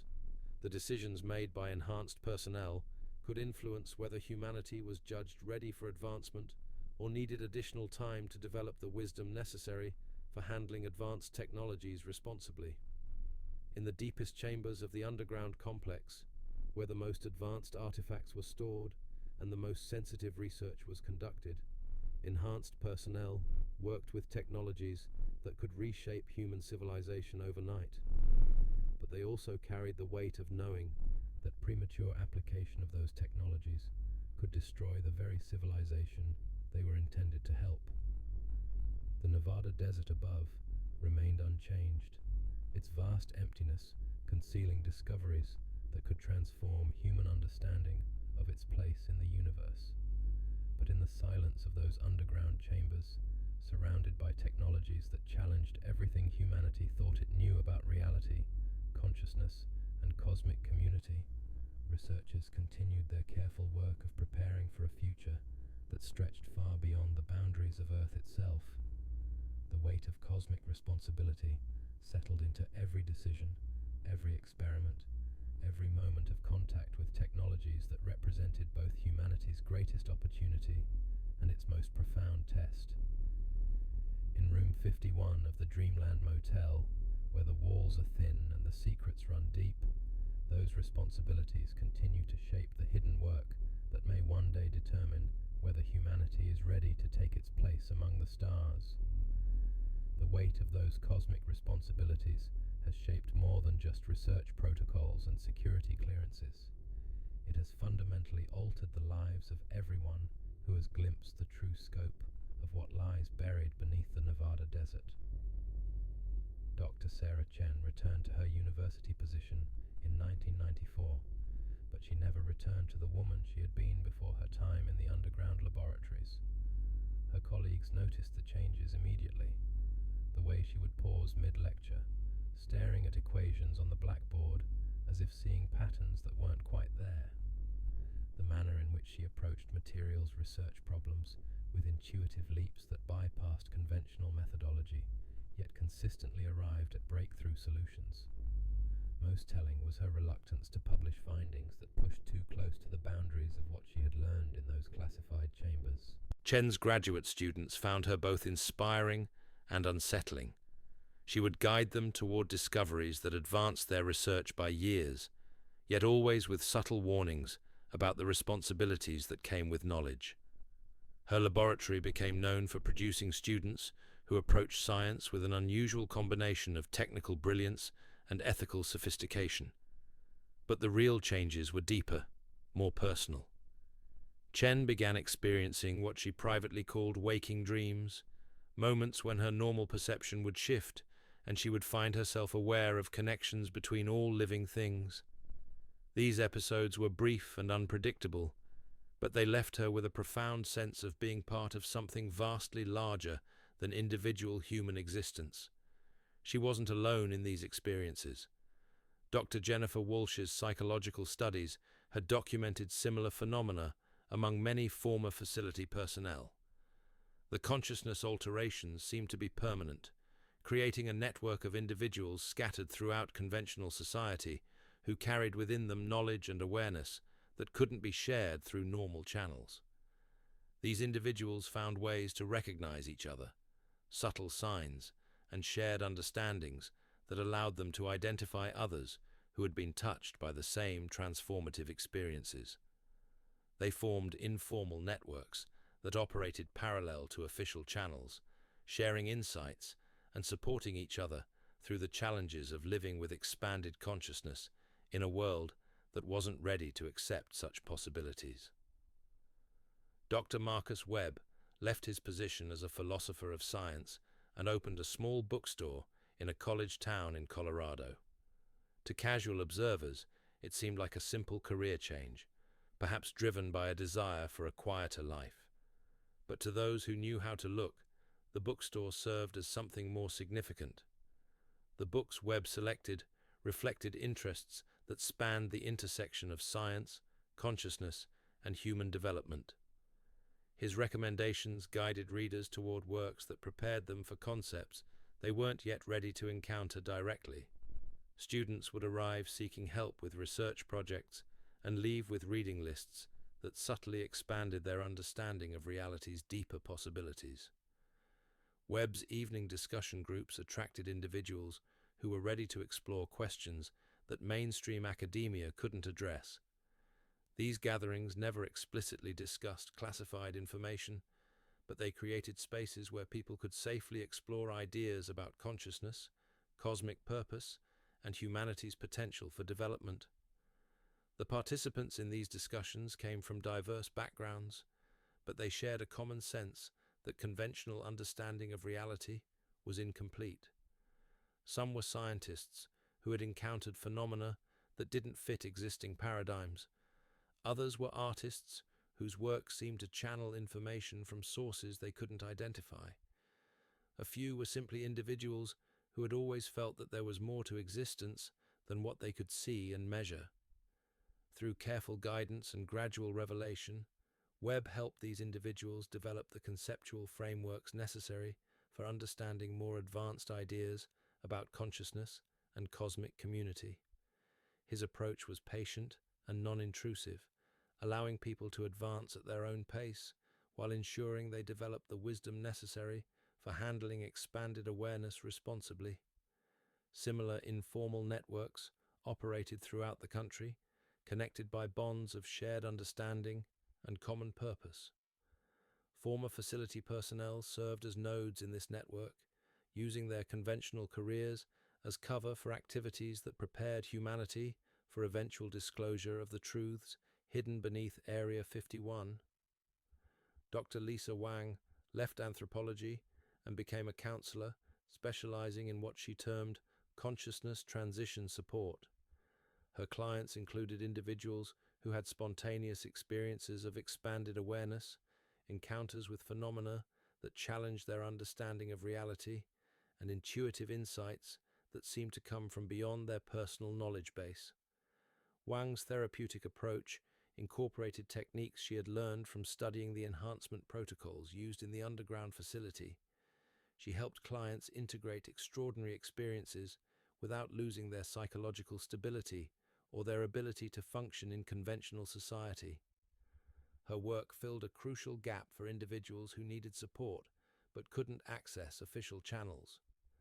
The demand for Wang's services revealed that consciousness expansion phenomena weren't limited to facility personnel.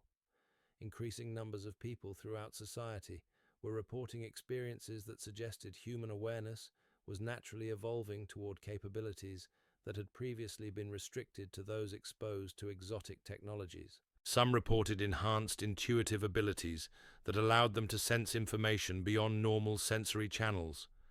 Others described spontaneous moments of expanded awareness that provided insights into the interconnected nature of all existence. A few claimed direct contact with intelligences that seemed to originate from beyond human civilization. Wang documented these cases carefully, building a database of consciousness evolution patterns that paralleled the research being conducted in classified facilities. Her work suggested that the enhancement technologies might be accelerating natural processes rather than creating entirely artificial capabilities. The implications were profound. If human consciousness was naturally evolving toward expanded capabilities, the enhancement programs might represent preparation for changes that would occur anyway. The question became whether humanity could develop the wisdom necessary for handling advanced consciousness safely before the evolutionary changes became widespread and uncontrollable. This question took on new urgency as reports of spontaneous consciousness expansion increased throughout the 1990s and early 2000s.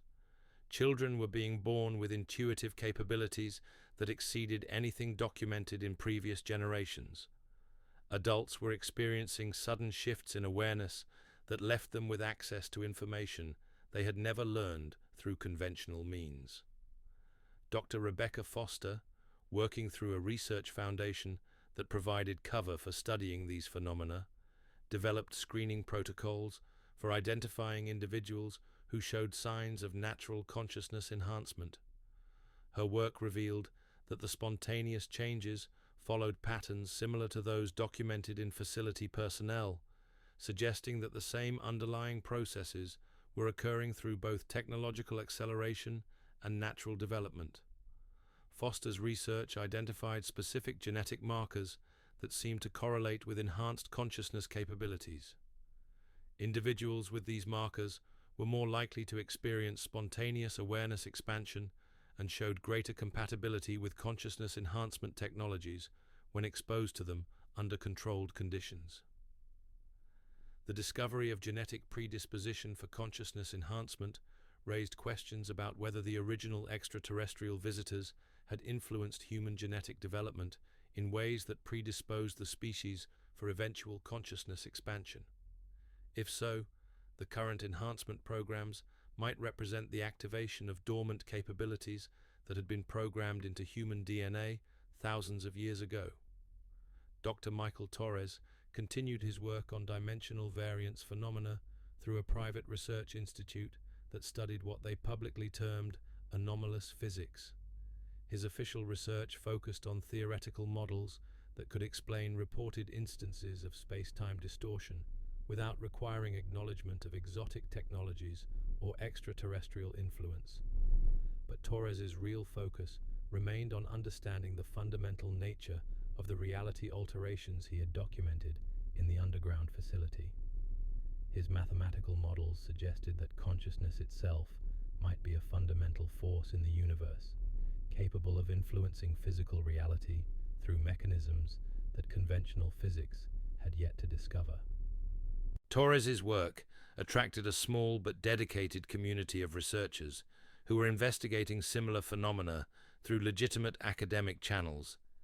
They developed terminology and theoretical frameworks that allowed them to discuss consciousness-reality interactions without triggering security concerns or academic ridicule. This research community served as a bridge between the classified world of exotic technologies and the public sphere of conventional science.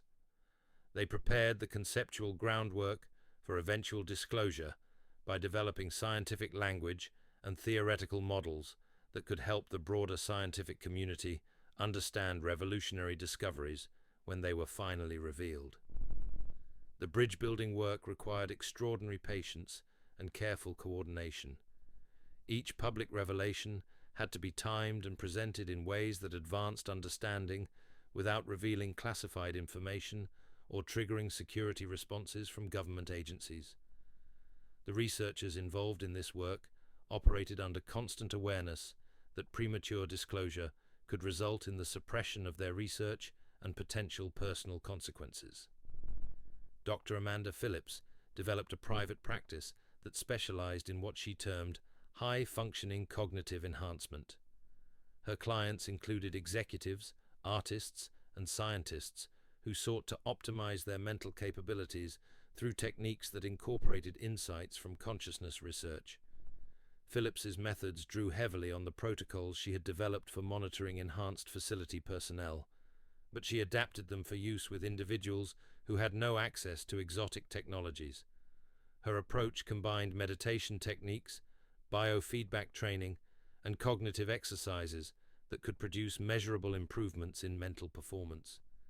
The success of Phillips's methods demonstrated that consciousness enhancement didn't require exposure to extraterrestrial technologies. Human awareness possessed natural capabilities for expansion that could be developed through proper training and practice. The exotic technologies seemed to accelerate these natural processes rather than creating entirely artificial capabilities. Phillips's clients began forming their own networks, sharing techniques, and supporting each other's development. These groups operated as informal consciousness development communities, creating social structures that could support individuals undergoing awareness expansion without requiring official recognition or institutional support. The growth of these informal networks represented a grassroots consciousness evolution that operated parallel to official enhancement programs. Individuals throughout society were discovering techniques for expanding their awareness and developing capabilities that prepared them for eventual contact with more advanced technologies and intelligence. Dr. Robert Chen established a small technology company that developed devices he claimed were based on biomimetic resonance principles. His products included meditation aids, cognitive enhancement tools, and healing devices that incorporated scaled-down versions of principles he had learned from studying extraterrestrial artifacts. Chen's approach was to reverse engineer consciousness enhancement technologies using conventional materials and manufacturing processes. While his devices couldn't produce the dramatic effects of the original artifacts, they could facilitate measurable improvements in human cognitive and intuitive capabilities. The commercial success of Chen's products demonstrated market demand for consciousness enhancement technologies. Individuals throughout society were seeking tools that could help them develop their mental and spiritual capabilities. The market response suggested that humanity was ready for technologies that had previously been restricted to classified research programs. But Chen's work also revealed the challenges of bringing advanced consciousness technologies into public use. Even his scaled-down devices produced effects that some users found overwhelming or disorienting. The need for proper preparation and ongoing support became apparent as user reports revealed both benefits and potential risks of consciousness enhancement. Chen developed training programs and support networks for users of his devices, creating infrastructure that could eventually support broader application of more advanced technologies. His work served as a testing ground for approaches to consciousness enhancement that could be safely implemented on a larger scale. The success of these various bridge-building efforts created momentum for more direct forms of disclosure. By the early 2000s, networks of former facility personnel and consciousness researchers had established the foundation for revealing at least some aspects of the discoveries hidden beneath Area 51. The challenge was determining how much could be revealed without triggering security responses that would shut down disclosure efforts entirely. The enhanced personnel who guided these efforts possessed insight into the potential consequences of various disclosure scenarios, but they also understood that continued secrecy carried its own risks. Human consciousness was evolving naturally toward capabilities that would eventually make the existence of advanced technologies impossible to hide. If disclosure wasn't managed carefully, the revelation could occur through uncontrolled events that might cause social disruption or panic. The networks began developing disclosure strategies that would gradually prepare humanity for understanding the true scope of extraterrestrial contact and advanced consciousness technologies. These strategies required coordination between multiple groups and careful timing of revelations to ensure that each step prepared the ground for the next. Dr. Stephen Rodriguez established a foundation that funded research into what they termed non-local communication phenomena. The foundation provided legitimate academic cover for investigating technologies that could transmit information instantaneously across unlimited distances. Rodriguez's approach was to study reported instances of telepathic communication, remote viewing, and other consciousness-based information transfer through rigorous scientific protocols. His research gradually revealed that such phenomena were real and measurable, creating scientific foundation for understanding more advanced communication technologies. The Foundation's work attracted attention from researchers worldwide who were investigating similar phenomena. International collaborations developed that created global networks of scientists working to understand consciousness-based communication and information transfer. These research networks served as preparation for eventual revelation of the advanced communication technologies stored in underground facilities. When disclosure occurred, the scientific community would have conceptual frameworks and experimental protocols ready for understanding and working with technologies that operated beyond conventional physical limitations. The international aspect of this preparation was crucial because the consciousness enhancement and advanced technology phenomena weren't limited to American facilities. Similar discoveries and enhancement programs existed in other countries, creating a global network of individuals and organizations working toward eventual disclosure and integration of advanced technologies into human civilization. The coordination required for managing this global disclosure process was extraordinary. Enhanced personnel from different countries and programs had to find ways to communicate and collaborate despite security restrictions and national boundaries. Their efforts created informal diplomatic channels that operated parallel to official government relationships. These informal diplomatic networks became increasingly important as consciousness enhancement phenomena began occurring spontaneously in populations worldwide. The need for coordinated response to global consciousness evolution required cooperation that transcended traditional political and cultural boundaries. The enhanced personnel involved in these international networks reported sensing collective changes in human consciousness that suggested the species was approaching a critical threshold in its development. The timing of disclosure efforts became crucial because premature revelation could disrupt natural evolutionary processes, while delayed disclosure might leave humanity unprepared for changes that were occurring regardless of official policies. In the deepest chambers beneath Area 51, where the most advanced artifacts continued their patient wait for humanity to develop the wisdom necessary for their safe use, monitoring systems registered increasing activity as human consciousness evolved toward compatibility with technologies that could reshape civilization itself. The artifacts seemed to respond to the growing readiness of human awareness, their dormant systems beginning to activate in preparation for eventual full disclosure and integration. The long period of secret research and careful preparation was approaching its culmination as humanity stood on the threshold of understanding its true place in a cosmos far more complex and wonderful than conventional science had ever imagined. But the transition required more than technological readiness. It demanded wisdom, compassion, and responsibility that could only come through careful development of human consciousness itself. In facilities hidden beneath the Nevada desert and in informal networks scattered throughout global society, the careful work of preparing humanity for its cosmic graduation continued with patient determination and unwavering hope for a future that stretched far beyond the boundaries of Earth itself.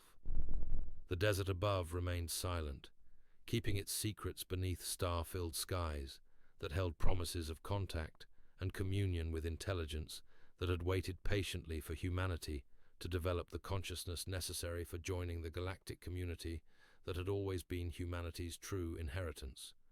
The waiting has never been passive. In the years since the first consciousness enhancement protocols were developed, the artifacts themselves have begun to demonstrate what can only be described as anticipatory behavior. Monitoring systems register subtle changes in electromagnetic patterns, crystalline structures reorganizing themselves in ways that suggest preparation for more intensive interaction. Dr. Maria Santos, who took over consciousness interface research in 2004, documented these changes with growing fascination and concern. The artifacts weren't simply responding to human presence anymore. They seemed to be actively preparing for something, reconfiguring their operational parameters in ways that suggested they were receiving instructions or guidance from sources that remained unidentified. The changes weren't random. They followed patterns that implied systematic preparation for expanded contact protocols. Devices that had remained dormant for decades suddenly began generating low-level energy signatures. Communication arrays that had never shown activity started transmitting signals toward coordinates in space that didn't correspond to any known astronomical objects. Most significantly, the consciousness enhancement artifacts began operating at increased efficiency levels. Personnel undergoing enhancement processes reported deeper and more comprehensive alterations to their awareness. The progression through enhancement stages accelerated, but with greater stability and integration than had been achieved in earlier programs. Dr. Santos interpreted these changes as evidence that the artifact creators were monitoring human development and adjusting their technologies accordingly. As human consciousness evolved toward greater compatibility with advanced awareness states, the artifacts were being upgraded to facilitate more sophisticated enhancement processes. But the increased activity also brought new challenges.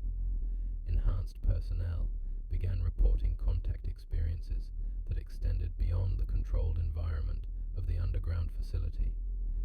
Individuals would describe encounters with intelligence that seemed to originate from the same source as the artifacts, but occurring during off-duty hours in locations far from Nevada. These contact experiences followed consistent patterns despite occurring to personnel who had no communication with each other about their experiences. Subjects reported being approached by beings who appeared human but possessed awareness that clearly transcended normal human consciousness. The encounters typically involved communication that occurred through direct consciousness interface rather than conventional speech. The messages conveyed during these encounters emphasized preparation for major changes in human civilization. The enhanced personnel were told they were serving as bridges between current human awareness and the expanded consciousness that would be necessary for humanity's next evolutionary phase. Their role was to help prepare their species for transitions that would occur whether humanity was ready or not. Dr. Patricia Morrison was assigned to investigate these off-site contact experiences when they became too frequent and consistent to dismiss as imagination or psychological side effects of consciousness enhancement. Her interviews with affected personnel revealed remarkable consistency in the information being conveyed through these encounters. The beings making contact emphasized that human consciousness evolution was accelerating according to a predetermined timeline that had been established long before current enhancement programs began. The technological assistance being provided through the artifacts was intended to ensure that the evolution proceeded smoothly, rather than causing psychological or social disruption. But the timeline was apparently approaching a critical juncture. Changes in human consciousness that had been developing gradually over decades were about to accelerate dramatically. The enhanced personnel were being prepared to serve as guides and stabilizers during this transition period. The information provided during contact experiences included specific predictions about technological discoveries, social changes, and consciousness evolution events that would occur within the next decade. These predictions were specific enough to be verifiable, yet they described developments that seemed impossible given current technological and social trajectories. Dr. Morrison's analysis of these predictions revealed that they were consistently accurate when events occurred within timeframes that allowed verification.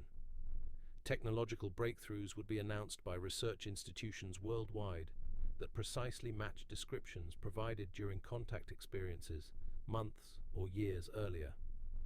The accuracy of these predictions lent credibility to longer-term forecasts that described more dramatic changes in human civilization. According to the contact experiences, humanity was approaching a period when consciousness enhancement technologies would need to be disclosed publicly because spontaneous consciousness evolution would make their existence impossible to conceal. The timeline for this disclosure was apparently driven by natural evolutionary processes rather than policy decisions. Human awareness was developing towards states that would allow direct perception of advanced technologies and extraterrestrial presence regardless of official secrecy efforts. The choice was between managed disclosure and uncontrolled revelation through spontaneous awareness expansion. Enhanced personnel began reporting that they could sense the collective consciousness of humanity approaching critical thresholds. Large populations were developing intuitive capabilities that would soon allow them to perceive the existence of hidden technologies and extraterrestrial influence. The secrecy that had protected classified programs for decades was becoming psychologically transparent to increasing numbers of people.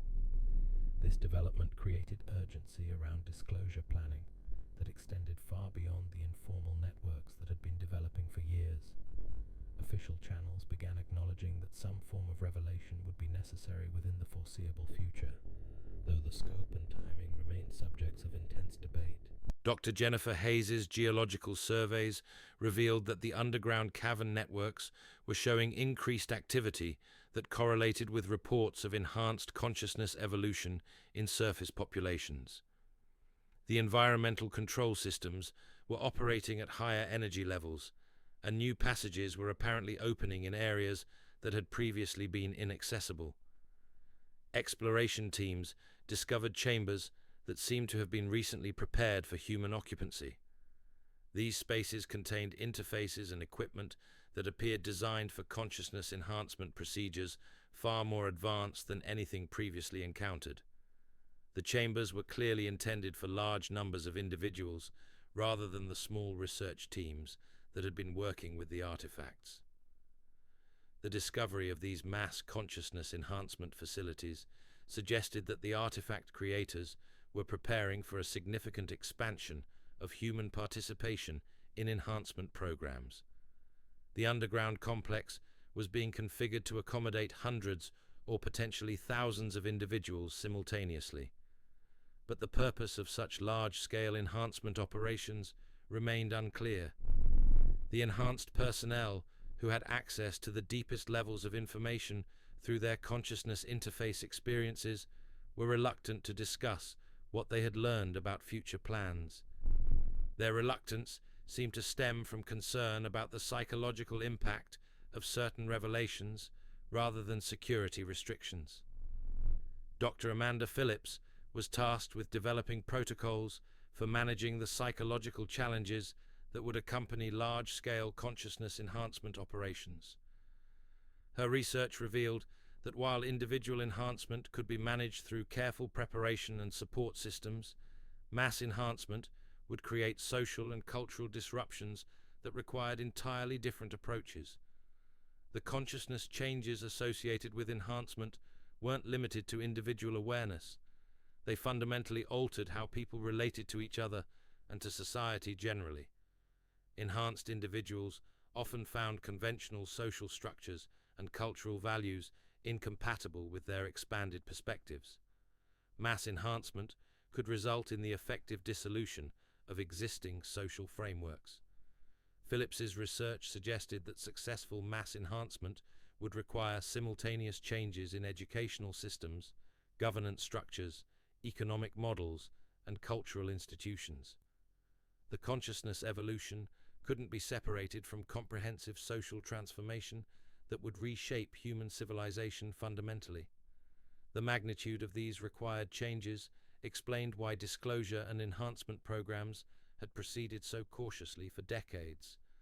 The artifacts represented technologies that could transform human civilization overnight, but successful transformation required careful preparation of social and cultural foundations that could support expanded consciousness populations.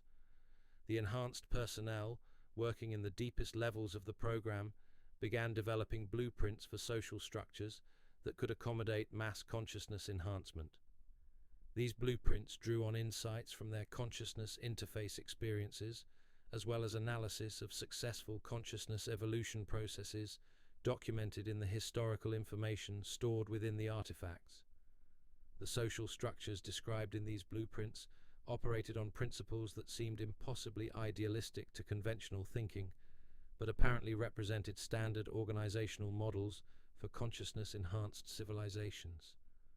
Decision-making occurred through collective wisdom processes that incorporated input from all affected individuals. Resource distribution followed principles based on collective welfare rather than individual accumulation. Most remarkably, these enhanced social structures seemed to operate without conventional authority hierarchies.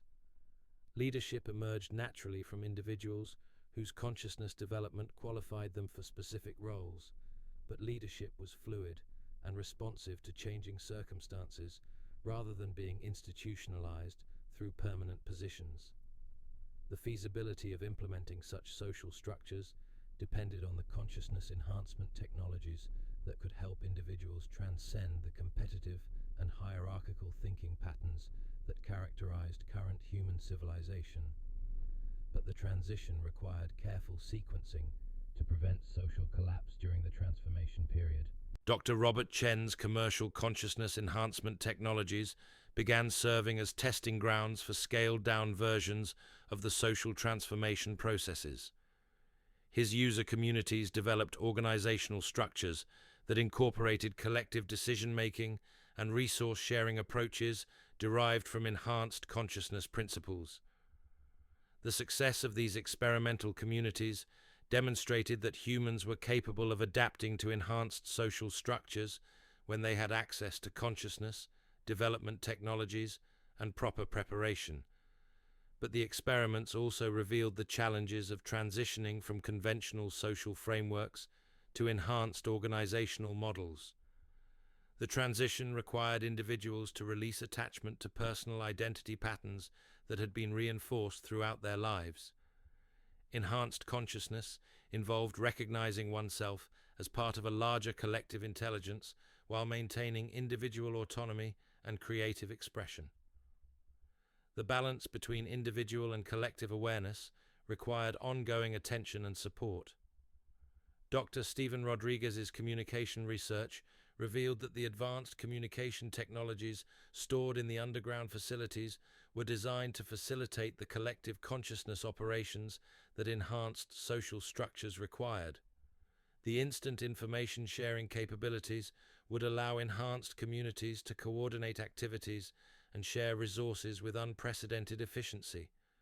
But the communication technologies also presented risks if implemented without proper consciousness preparation. Individuals who weren't ready for direct mental connection with others could experience psychological overwhelm or identity confusion. The technologies required users who had developed the mental stability and emotional maturity necessary for handling intimate consciousness contact. The research teams developed training protocols that prepared individuals for eventual access to advanced communication technologies. These protocols emphasized emotional regulation, identity stability, and empathic sensitivity as prerequisites for safe participation in consciousness-based communication networks. The training programs became increasingly important as spontaneous consciousness evolution began producing individuals who could access communication technologies without formal preparation. These naturally enhanced individuals often struggled with uncontrolled mental contact experiences that could be overwhelming without proper guidance and support. Dr. Lisa Wang's counseling practice expanded to include support for individuals experiencing spontaneous access to consciousness-based communication capabilities. Her work revealed that natural consciousness evolution was accelerating beyond the timelines that had been predicted through official enhancement programs. Children born after 2000 showed increasingly sophisticated consciousness capabilities that suggested they were naturally developing toward enhanced awareness states. These children often demonstrated intuitive abilities, empathic sensitivity, and information access capabilities that exceeded anything documented in previous generations.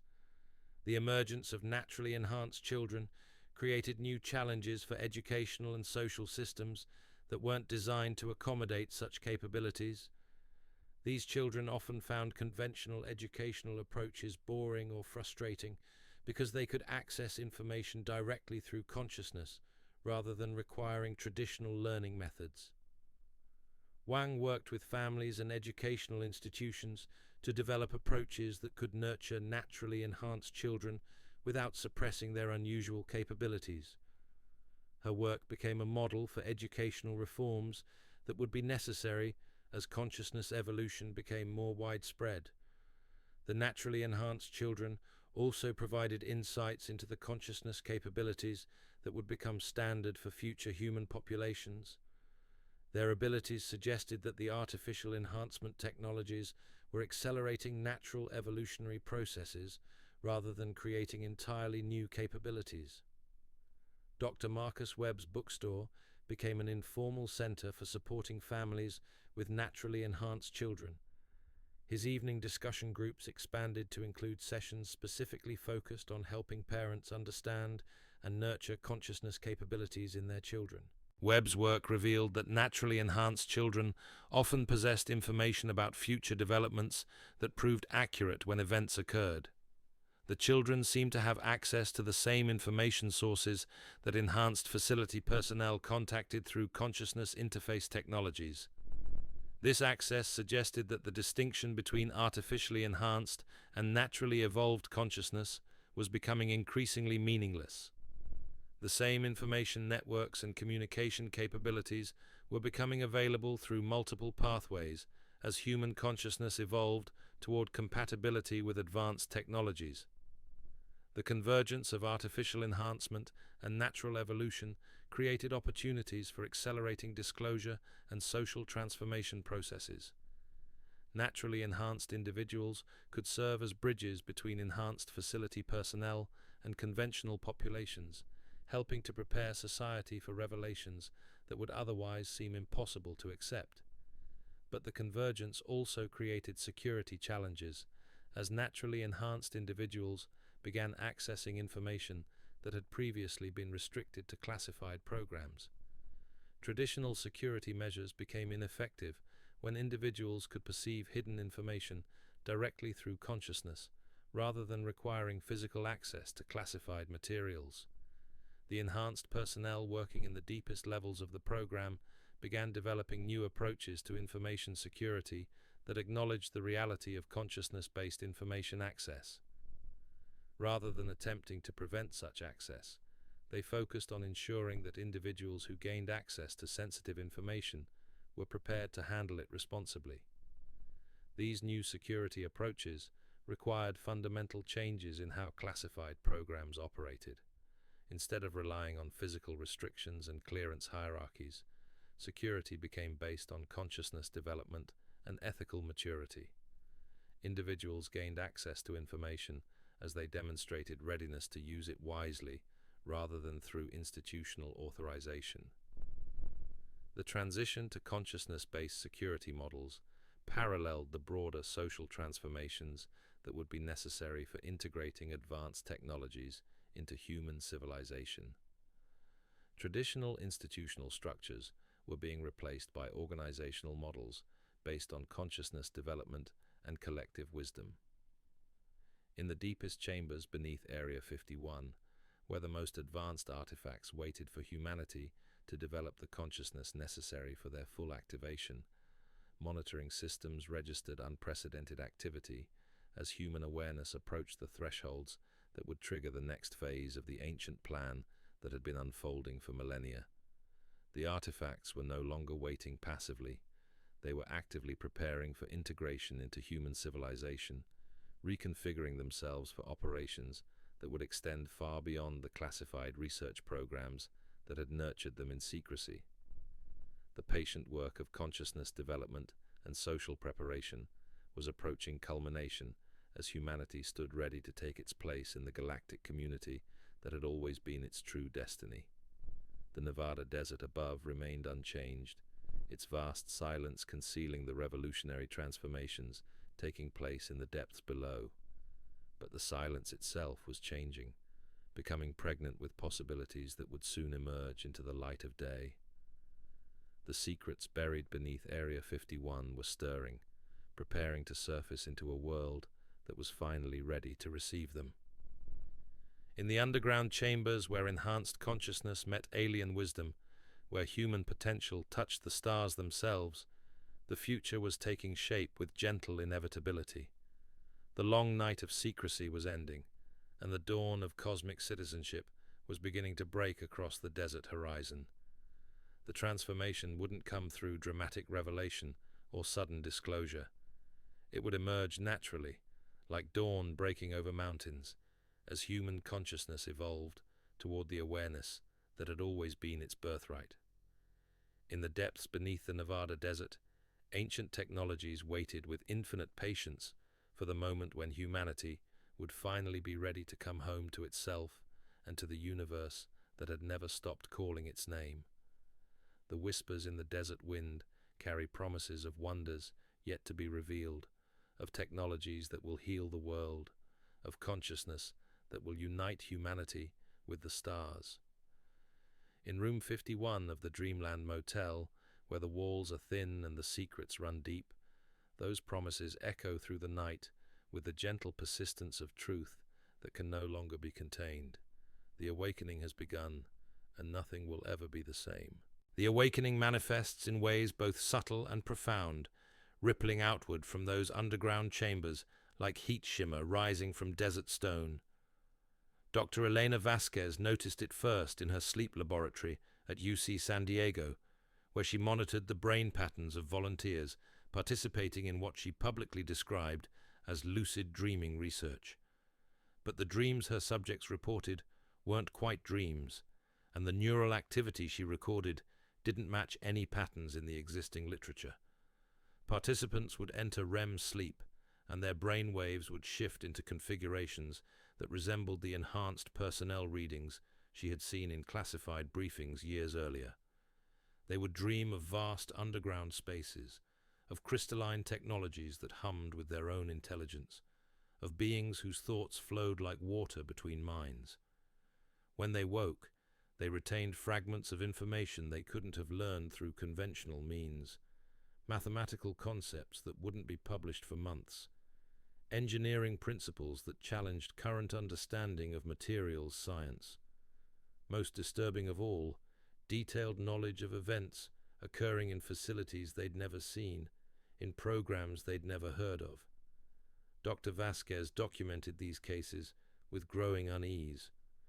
The boundary between classified consciousness research and naturally occurring phenomena was dissolving. The technologies that had been carefully contained in underground facilities seemed to be reaching outward, touching minds that had never been exposed to exotic artifacts or enhancement protocols. Her research subjects began forming their own informal networks, recognizing each other through shared dream experiences and intuitive connections that transcended normal social boundaries. They would meet in coffee shops and bookstores, drawn together by recognition that operated below the threshold of conscious awareness.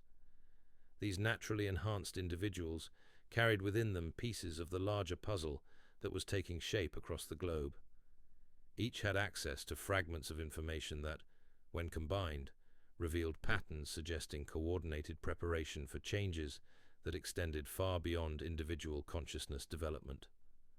Dr. James Morrison, working through a private foundation that studied what they termed emergent consciousness phenomena, began tracking these spontaneous enhancement cases worldwide. His data revealed acceleration curves that matched the timelines being discussed in the deepest levels of classified programs. The enhancement wasn't random. It followed geographic patterns that correlated with underground geological formations, similar to those found beneath Area 51. Areas where natural crystalline deposits existed showed higher rates of spontaneous consciousness evolution. Regions with certain electromagnetic characteristics produced individuals who demonstrated enhanced intuitive capabilities.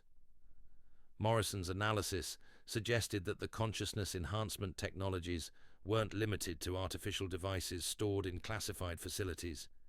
The Earth itself seemed to contain natural systems that could facilitate awareness expansion under the right conditions. The implications were staggering.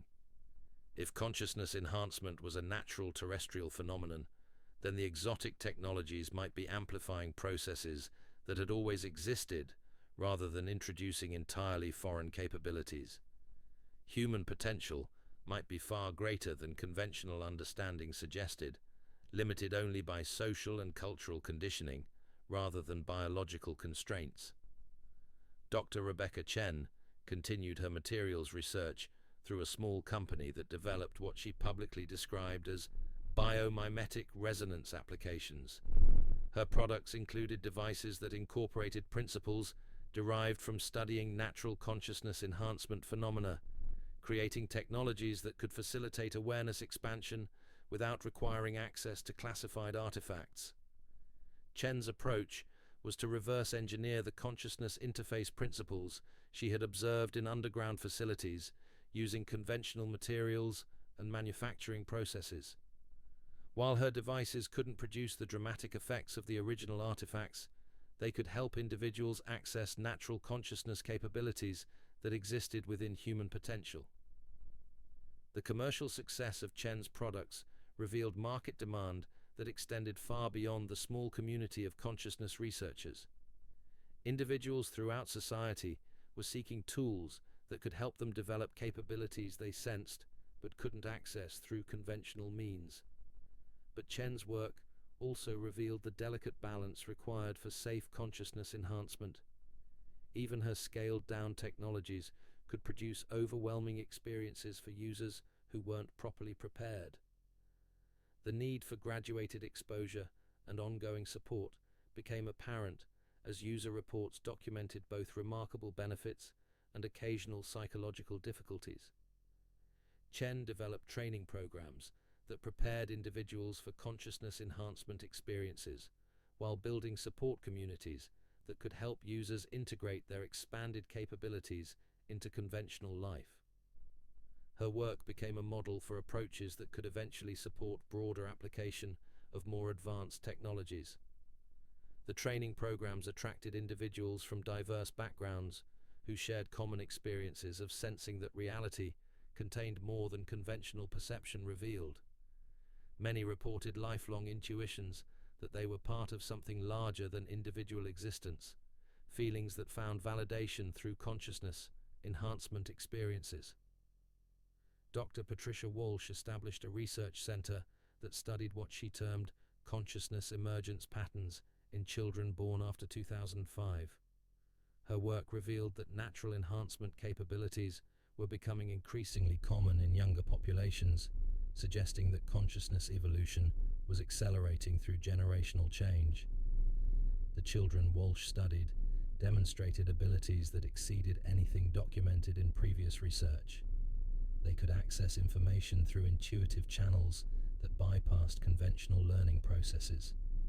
They showed empathic sensitivity that allowed them to perceive emotional states and intentions in others with remarkable accuracy. Most remarkably, these children seemed naturally adapted to consciousness-based communication methods that required extensive training for adults to master. They could share thoughts and feelings directly with others who possessed similar capabilities, creating informal networks of enhanced communication that operated parallel to conventional social structures. Walsh's research revealed that these naturally enhanced children often struggled with conventional educational systems that weren't designed to accommodate their unusual capabilities. They found traditional learning approaches frustrating because they could access information directly rather than requiring step-by-step instruction. The children also demonstrated ethical sophistication that exceeded their chronological age. They seemed naturally oriented toward collective welfare rather than individual competition, showing decision-making patterns that prioritized group harmony and mutual benefit over personal advantage. These characteristics suggested that consciousness evolution involved more than individual capability enhancement. It appeared to be producing changes in fundamental human motivation and social orientation that could support the enhanced social structures described in classified research programs. Dr. Michael Rodriguez expanded his communication research to study the spontaneous telepathic phenomena that were becoming increasingly common among naturally enhanced individuals. His work revealed that consciousness-based communication was developing naturally in populations worldwide, following patterns that matched the advanced communication technologies stored in underground facilities. The spontaneous communication abilities weren't random or uncontrolled. They followed protocols that seemed designed to prevent psychological overwhelm while facilitating meaningful information exchange. Individuals could share thoughts and feelings directly, but the communication was filtered through natural safeguards that protected personal autonomy and emotional stability. Rodriguez's analysis suggested that human consciousness possessed built-in capabilities for advanced communication that were normally dormant, but could be activated through various enhancement processes. The exotic technologies seemed to be awakening natural human potential rather than imposing alien capabilities. The implications for understanding human evolutionary potential were profound. If advanced consciousness capabilities were natural human characteristics that had been suppressed by cultural conditioning, then the enhancement programs represented recovery of original human abilities rather than advancement beyond normal human limits. This perspective reframed the entire consciousness enhancement project from technological augmentation to natural development support. The role of advanced technologies became facilitating access to capabilities that humans had always possessed, but had forgotten how to use. Dr. Lisa Santos continued her anthropological research into consciousness traditions found throughout human history, discovering that many ancient cultures had possessed sophisticated understanding of awareness expansion techniques. Her work revealed that consciousness enhancement wasn't a recent development, but a rediscovery of wisdom that had been preserved in various forms across millennia. Ancient mystery schools, meditation traditions, and shamanic practices had all developed methods for accessing expanded consciousness states that produced effects similar to those documented in modern enhancement programs. The techniques varied across cultures, but the underlying principles remained remarkably consistent. Santos's research suggested that consciousness enhancement represented the technological refinement of practices that had existed throughout human history. The ancient visitors who had left artifacts in underground facilities hadn't introduced entirely foreign concepts, but had provided tools for developing capabilities that humans had always possessed. This historical perspective added credibility to consciousness enhancement research by demonstrating that awareness expansion was a natural human activity rather than science fiction speculation. The documentation of similar practices across diverse cultures provided evidence that consciousness development was a fundamental aspect of human potential. The rediscovery of ancient consciousness techniques also provided alternative approaches for individuals who couldn't access technological enhancement methods. Traditional practices could be adapted using modern understanding to create safe and effective consciousness development programs that didn't require exotic technologies. Dr. Amanda Foster's psychological research revealed that consciousness enhancement produced predictable stages of development that could be supported through appropriate guidance and community structures. Her work provided frameworks for understanding the enhancement process as natural growth rather than artificial modification. The enhancement stages followed patterns that resembled traditional models of human development, but extended into areas that conventional psychology didn't recognize. Initial stages involved increased intuitive sensitivity and enhanced pattern recognition. Intermediate stages included access to information through non-sensory channels and improved empathic abilities. Advanced stages involved what Foster termed collective consciousness awareness, where individuals began perceiving themselves as part of larger intelligence networks while maintaining personal autonomy and creative expression. The most advanced individuals reported experiencing direct connection to information sources that seemed to originate beyond individual human consciousness. Foster's research revealed that successful navigation of these enhancement stages required psychological preparation that addressed fundamental questions about identity, purpose, and relationship to others. Individuals who approached enhancement with materialistic or power-seeking motivations often experienced psychological difficulties that prevented further development. The enhancement process seemed designed to filter participants based on their ethical development and commitment to collective welfare. Only individuals who demonstrated genuine concern for others and willingness to use enhanced capabilities responsibly could advance through the more sophisticated development stages. This ethical screening mechanism explained why consciousness enhancement technologies had been restricted to carefully selected personnel in classified programs. The technologies would only function properly for individuals who met specific psychological and ethical criteria, but the natural consciousness evolution occurring in global populations was producing individuals who met these criteria without formal screening processes. The enhancement capabilities were emerging spontaneously in people who demonstrated the psychological maturity and ethical orientation necessary for responsible use of advanced consciousness technologies. Dr. Robert Kim's research into group consciousness phenomena revealed that naturally enhanced individuals were beginning to form collective intelligence networks that operated through consciousness-based communication methods. These networks could coordinate activities and share resources with efficiency that exceeded conventional organizational structures. The collective intelligence networks didn't eliminate individual autonomy, but enhanced it by providing access to shared knowledge and collaborative decision-making processes. Participants retained personal identity while gaining access to collective wisdom that improved their individual capabilities and understanding. Kim's analysis suggested that these consciousness networks represented the emergence of new forms of human social organization that could support technological and social advances beyond current human achievement levels. The networks provided foundations for implementing the enhanced social structures described in classified research programs. The development of consciousness networks also provided mechanisms for integrating technological capabilities into human civilization without causing social disruption. Enhanced individuals could serve as bridges between conventional populations and advanced technologies, facilitating gradual adaptation to new capabilities. But the consciousness networks also presented challenges for existing institutional structures that were based on hierarchical authority and competitive resource allocation. The enhanced individuals often found conventional organizational models incompatible with their expanded awareness and ethical orientations.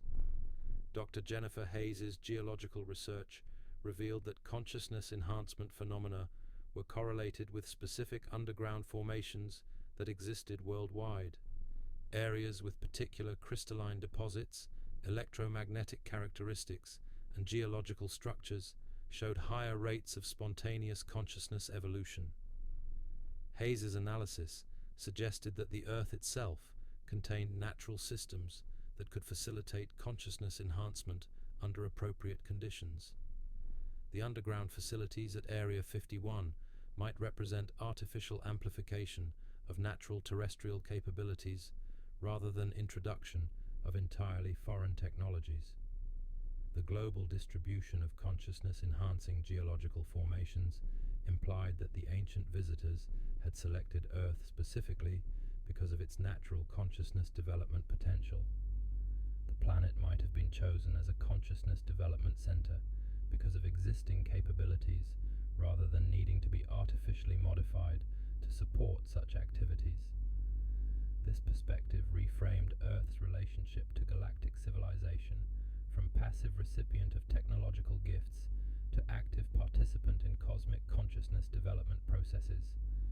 The planet's role might be serving as a natural laboratory for consciousness evolution that contributed to galactic community development. The implications for understanding humanity's cosmic purpose were profound. If Earth was specifically designed or selected for consciousness development, then human evolution toward enhanced awareness wasn't accidental, but represented fulfillment of the planet's intended function within larger cosmic processes. Dr. Stephen Martinez continued his quantum physics research into the fundamental mechanisms underlying consciousness enhancement phenomena. His work revealed that awareness expansion involved interactions with quantum field structures that existed throughout the universe rather than being limited to specific technological devices. Martinez's mathematical models suggested that consciousness was a fundamental property of reality that could be accessed and amplified through various technological and natural means. Enhanced awareness represented connection to information and energy sources that existed at quantum levels of universal structure. The quantum consciousness models provided theoretical frameworks for understanding how enhancement technologies could produce effects that seemed to violate conventional physical laws. The technologies weren't creating new capabilities, but facilitating access to quantum information systems that existed throughout the cosmos. This quantum perspective explained how consciousness enhancement could produce access to information about distant events, future developments, and universal principles that weren't available through conventional sensory channels. Enhanced individuals were connecting to quantum information networks that transcended normal space-time limitations. The quantum consciousness research also provided insights into the mechanisms underlying spontaneous enhancement phenomena. Natural consciousness evolution involved developing access to quantum field interactions that could occur without technological assistance under appropriate conditions. Martinez's work suggested that consciousness enhancement represented the next stage of human evolution, where awareness would naturally develop toward quantum field interactions that would provide access to cosmic information and communication networks. But the quantum consciousness capabilities also required careful development to prevent psychological overwhelm or reality dissociation. The enhancement process needed to maintain grounding in physical reality while expanding access to quantum information systems. Dr. Maria Rodriguez established a foundation that developed educational programs for naturally enhanced children and adults who were experiencing spontaneous consciousness expansion. Her work focused on providing practical guidance for integrating enhanced capabilities into conventional life while maintaining psychological stability. Rodriguez's educational approaches incorporated insights from both technological enhancement research and traditional consciousness development practices. Her programs helped individuals understand their expanding capabilities while developing skills for using enhanced awareness responsibly and effectively. The educational programs also provided community support for enhanced individuals who often felt isolated in conventional social environments. The programs created networks where enhanced individuals could share experiences and develop collaborative approaches to using their capabilities for beneficial purposes. Rodriguez's work became increasingly important as consciousness enhancement phenomena became more widespread. Traditional educational and social institutions weren't equipped to support individuals experiencing awareness expansion, creating need for alternative approaches that could accommodate enhanced consciousness capabilities. The educational programs also served as testing grounds for approaches that could eventually be implemented more broadly as consciousness enhancement became common throughout human populations. The techniques developed through these programs provided foundations for educational reforms that would be necessary during civilization-wide consciousness evolution. In the deepest chambers beneath Area 51, where the most advanced artifacts continued their patient preparation for full activation, monitoring systems registered the global acceleration of consciousness enhancement phenomena with something that could only be described as satisfaction. The ancient plan was unfolding according to schedules that had been established long before human civilization began. The careful preparation work conducted in underground facilities was merging with natural consciousness evolution processes to create the foundations for humanity's transition into galactic community membership. The artifacts themselves were responding to the expanding human consciousness network, their operational parameters shifting toward full activation modes that would provide access to technologies and information systems that could transform civilization overnight. But the transformation would occur gradually, guided by the wisdom of enhanced consciousness rather than through dramatic technological revelation. The waiting was almost over. The long period of secret preparation and careful consciousness development was approaching culmination as humanity stood ready to claim its inheritance as a conscious, connected, and capable member of the cosmic community that had always been its true home. The Nevada desert above remained silent, but the silence itself was pregnant with transformation. The secrets buried beneath its surface were stirring toward revelation, preparing to emerge into a world that had finally developed the consciousness necessary to receive them without fear, without destruction, without losing the wisdom that made such gifts possible. In the underground chambers where human potential touched alien wisdom, where consciousness met technology, where the future was taking shape with gentle inevitability, the ancient promise was preparing to fulfill itself. The long night of separation was ending, and the dawn of cosmic citizenship was breaking across the horizon of human possibility. The transformation would come not through force or dramatic revelation, but through the natural flowering of consciousness that had been carefully nurtured in secret chambers and informal networks, in the dreams of children and the insights of scientists, in the quiet moments when human awareness touched something vast and welcoming that had been waiting patiently for humanity to remember what it had always been capable of becoming. The whispers in the desert wind carry the promise home, where consciousness and cosmos meet in the eternal dance of awakening that transforms worlds and births civilizations into their true inheritance among the stars.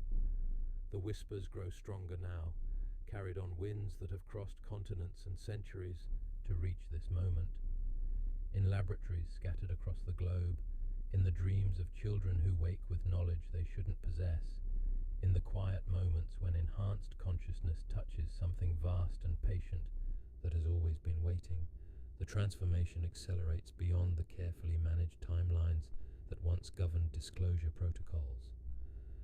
Dr. Sarah Chen sits in her university office late one evening, grading papers that suddenly seem trivial compared to the reports crossing her desk through unofficial channels.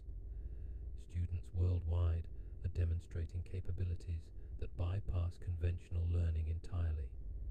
A teenager in Mumbai solves equations that won't be published for years. A child in Sao Paulo draws schematics for devices that incorporate principles unknown to current engineering. In classrooms from Stockholm to Sydney, teachers report students who seem to access information directly from sources they can't identify. The pattern is unmistakable. Human consciousness isn't just evolving, it's awakening to capabilities that render traditional educational models obsolete. The careful preparation work conducted in underground facilities is merging with natural developmental processes that are accelerating beyond all previous projections. Chen's phone rings. The voice on the other end is familiar, though they haven't spoken in years. Dr. Michael Torres, calling from his private research institute in Colorado. Sarah, are you seeing what we're seeing? His voice carries the weight of someone who has spent decades studying phenomena that challenge fundamental assumptions about reality. The enhancement isn't contained anymore. It's everywhere. The data Torres shares confirms what Chen has been documenting through her own networks. Consciousness enhancement phenomena are manifesting globally at rates that make secrecy impossible to maintain. The technologies that were carefully studied in classified facilities are being accessed through natural channels by individuals who have never been exposed to exotic artifacts or enhancement protocols. But the transformation isn't chaotic. Despite occurring outside controlled environments, the consciousness evolution follows patterns that suggest some form of guidance or coordination. Enhanced individuals naturally develop ethical frameworks that prioritize collective welfare. They demonstrate responsibility in using their expanded capabilities. Most remarkably, they seem to understand intuitively that their development is part of a larger process that extends far beyond individual advancement. Dr. Amanda Phillips receives a call from her former colleague at the underground facility. The artifacts are fully active now, the voice says quietly. All of them. Every system, every interface, every communication array. They're not waiting anymore, Amanda. They're ready. The implications settle into Phillips's awareness, like stones dropping into still water. If the artifacts are fully operational, it means the consciousness development process has reached critical thresholds. The technologies that require decades of careful research to understand safely are preparing for broader application. But broader application to what end? The enhanced personnel, who maintain contact with the deepest levels of the program, have been reluctant to discuss the ultimate purpose of the Consciousness Development Project. Their silence suggests revelations that extend beyond technological advancement into areas that challenge fundamental assumptions about human purpose and cosmic relationships. Phillips makes her own call, reaching out to the informal network of former facility personnel who have spent years preparing society for eventual disclosure. "It's time," she says simply. The words carry weight that has been building for decades. The careful work of consciousness preparation and social foundation building is approaching culmination. Dr. Marcus Webb closes his bookstore early that evening and drives into the mountains outside his college town. He needs silence and space to process what he's been sensing through his consciousness enhancement experiences. The information networks that enhanced individuals access are buzzing with activity that suggests major changes are imminent. The mountain overlook where Webb often goes to think provides clear views across valleys that stretch toward distant horizons. Tonight, those horizons seem closer somehow, as if the world itself is contracting toward a focal point of transformation. The stars above shine with unusual brilliance, their light carrying messages that enhanced consciousness can almost but not quite decode. Webb's meditation is interrupted by a presence that announces itself through direct consciousness contact rather than physical manifestation. The communication carries familiar characteristics of the intelligence that created the artifacts, but the interaction feels different this time, more immediate, more personal, less like accessing stored information and more like real-time conversation. The message is simple but profound. The preparation phase is complete. Integration begins now. Webb understands that integration means more than technological revelation or consciousness enhancement for selected individuals. It represents the beginning of comprehensive transformation that will reshape human civilization according to principles that enhanced consciousness has been gradually learning to understand and implement. But integration also means that the period of gradual preparation is ending.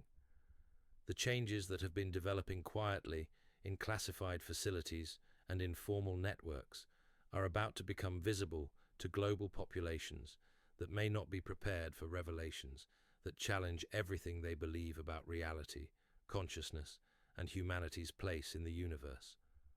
The responsibility is enormous.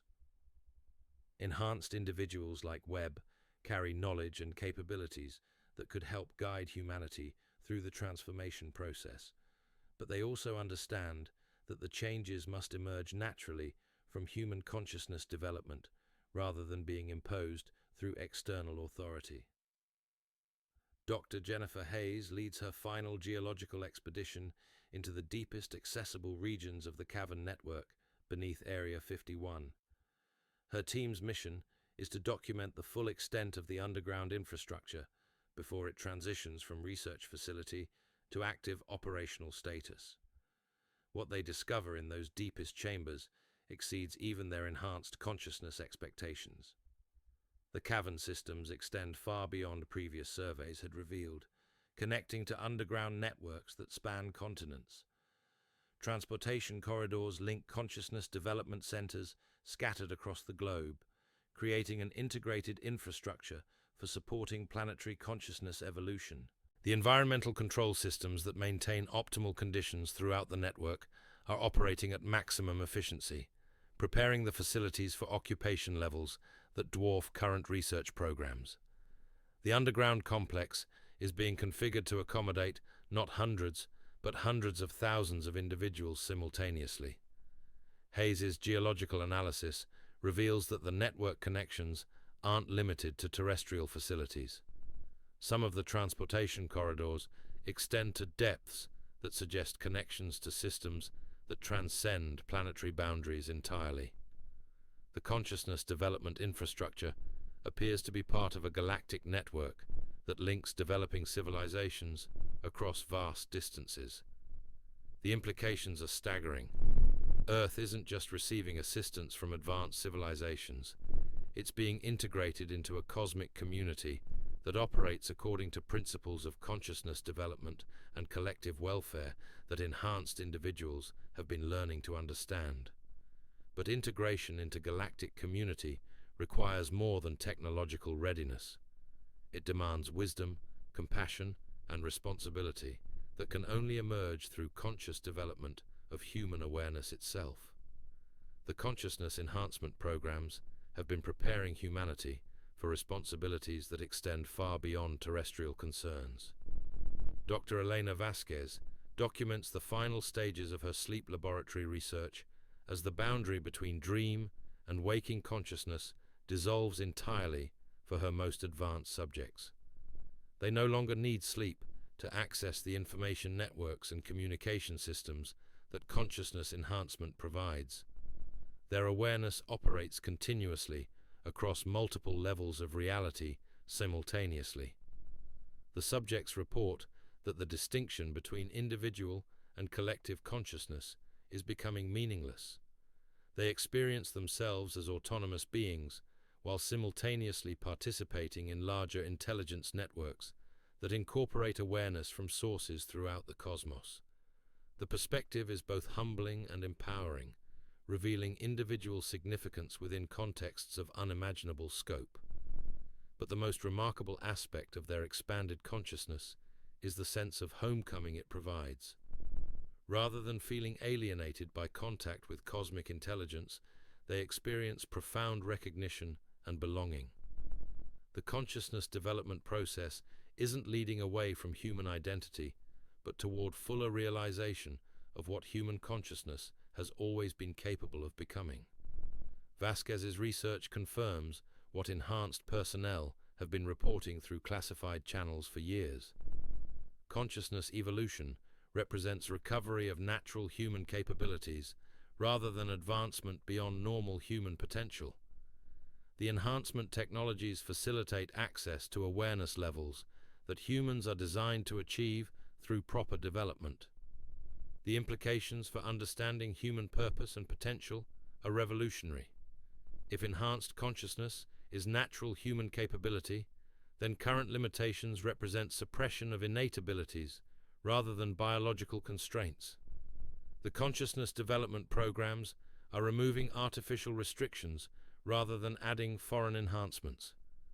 Dr. Robert Chen's commercial consciousness enhancement technologies begin demonstrating effects that approach those produced by classified artifacts. His devices are somehow accessing the same information and energy sources that power the exotic technologies stored in underground facilities. Chen's analysis reveals that his conventional materials are being influenced by the fully active artifact network.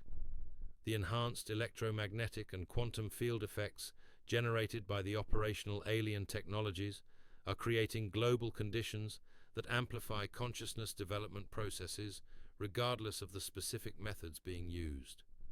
The phenomenon suggests that consciousness enhancement is becoming a planetary characteristic rather than being limited to individuals with access to specific technologies.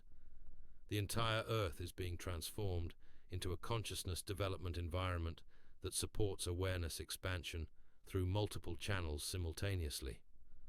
But the global consciousness enhancement field also presents challenges for managing the transformation process. Traditional security measures become meaningless when enhanced capabilities emerge spontaneously in populations worldwide. The careful control that characterized classified programs is being replaced by natural development processes that operate according to their own principles. Chen's work becomes focused on developing support systems and guidance protocols for individuals experiencing uncontrolled consciousness enhancement. His research reveals that natural enhancement processes include built-in safeguards that prevent psychological damage, but they require understanding and cooperation to function effectively. The enhanced individuals emerging through natural processes possess the same ethical development and collective orientation that characterized carefully selected facility personnel. The consciousness enhancement process seems designed to produce only individuals who can use expanded capabilities responsibly and beneficially. Dr. Lisa Santos completes her anthropological research into consciousness traditions with the recognition that human history contains far more evidence of advanced awareness capabilities than conventional scholarship acknowledges.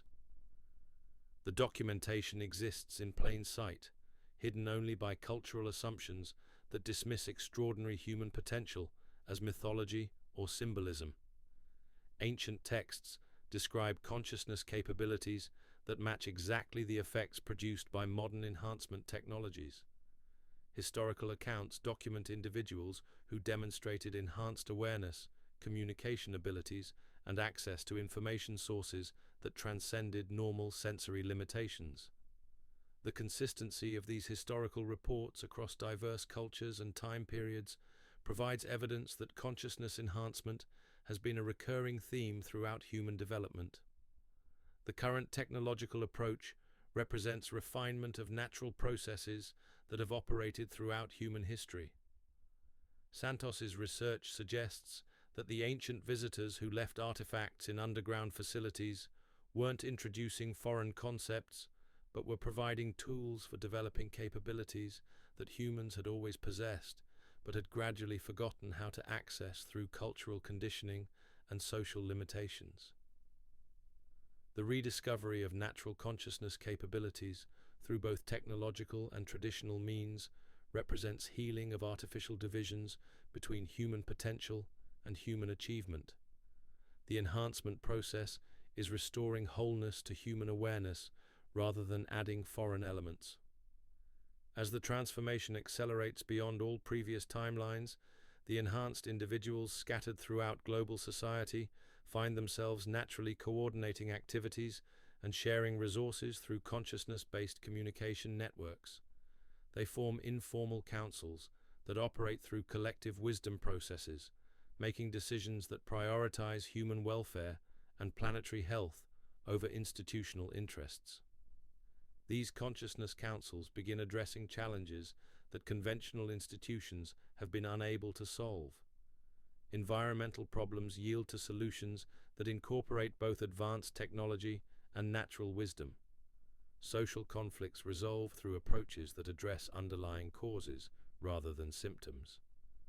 Economic systems evolve toward models that support collective welfare rather than competitive accumulation. The councils don't seek political power or institutional authority. They operate through influence and example, demonstrating possibilities that inspire others to develop their own consciousness capabilities and contribute to beneficial transformation processes.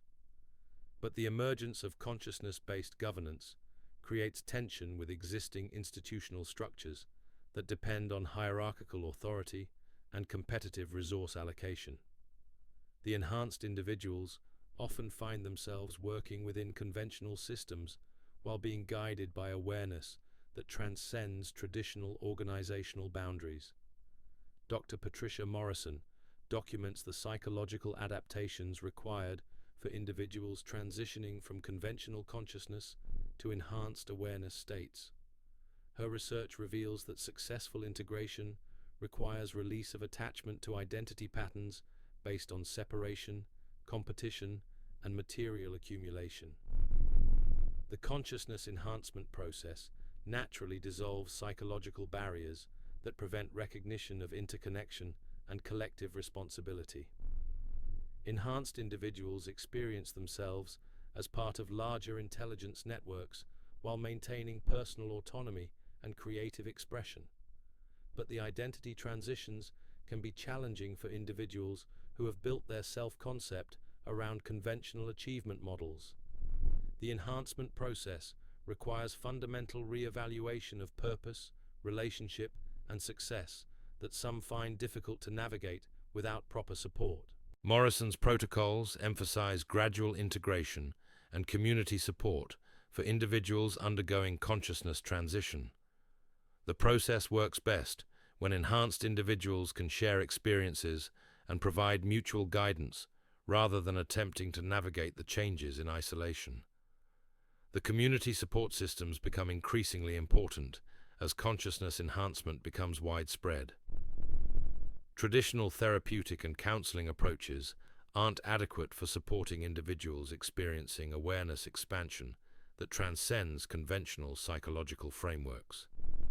As midnight approaches in the Nevada desert, the underground facility beneath Area 51 hums with activity that hasn't been seen since the original artifacts were first discovered. Every system is operational. Every interface is active. Every communication array is transmitting and receiving signals that connect Earth to networks spanning the galaxy. The enhanced personnel, who have devoted their lives to understanding these technologies, work alongside the artifacts with fluency that demonstrates complete integration of human consciousness with cosmic intelligence. The boundary between human awareness and alien wisdom has dissolved into collaborative relationship that serves purposes extending far beyond either species alone. But the most remarkable development is the recognition that the collaboration has always existed.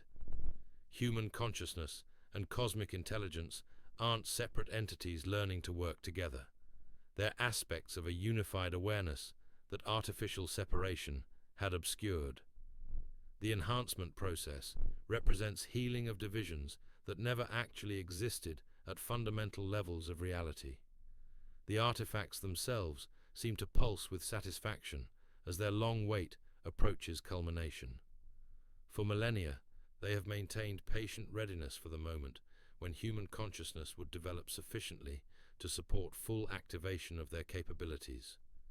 That moment has arrived not through dramatic technological breakthrough, but through natural flowering of awareness that had been carefully nurtured through generations of gradual development. The desert above remains silent, but the silence carries different quality now. It's no longer the silence of secrets kept, but the silence of profound preparation for transformation that will reshape not just human civilization, but consciousness itself throughout this corner of the galaxy. In the deepest chambers where human potential meets cosmic wisdom, where technology serves consciousness rather than dominating it, where the future takes shape through collaboration between intelligence that spans worlds and awareness that bridges dimensions. The ancient promise prepares to fulfill itself through the gentle inevitability of awareness, recognizing its own true nature. The long night of separation is ending. The dawn of conscious communion with cosmic intelligence breaks across horizons that extend far beyond Earth into realms where consciousness dances with itself in forms too beautiful and varied for any single world to contain. Humanity is coming home to itself and to the universe that has never stopped singing its name across the vast spaces between stars. The transformation won't come through conquest or revelation, but through the quiet recognition that what seemed impossible was always natural, what seemed foreign was always familiar, and what seemed distant was always as close as the next breath, the next heartbeat, the next moment of awareness, awakening to its own infinite nature. In room 51 of the Dreamland Motel, where the walls are thin and the secrets run deep, the whispers have become song. The desert wind carries melodies of homecoming that echo through chambers carved from living rock and hearts open to possibilities that stretch beyond the boundaries of worlds into the endless dance of consciousness, discovering itself in forms that span the cosmos. The awakening is complete. The journey has just begun, and in the silence that follows transformation, new whispers are already beginning to speak of wonders yet to be revealed, of consciousness yet to be explored, of love yet to be discovered in the infinite depths of awareness, awakening to its own true nature among the stars. Sleep well.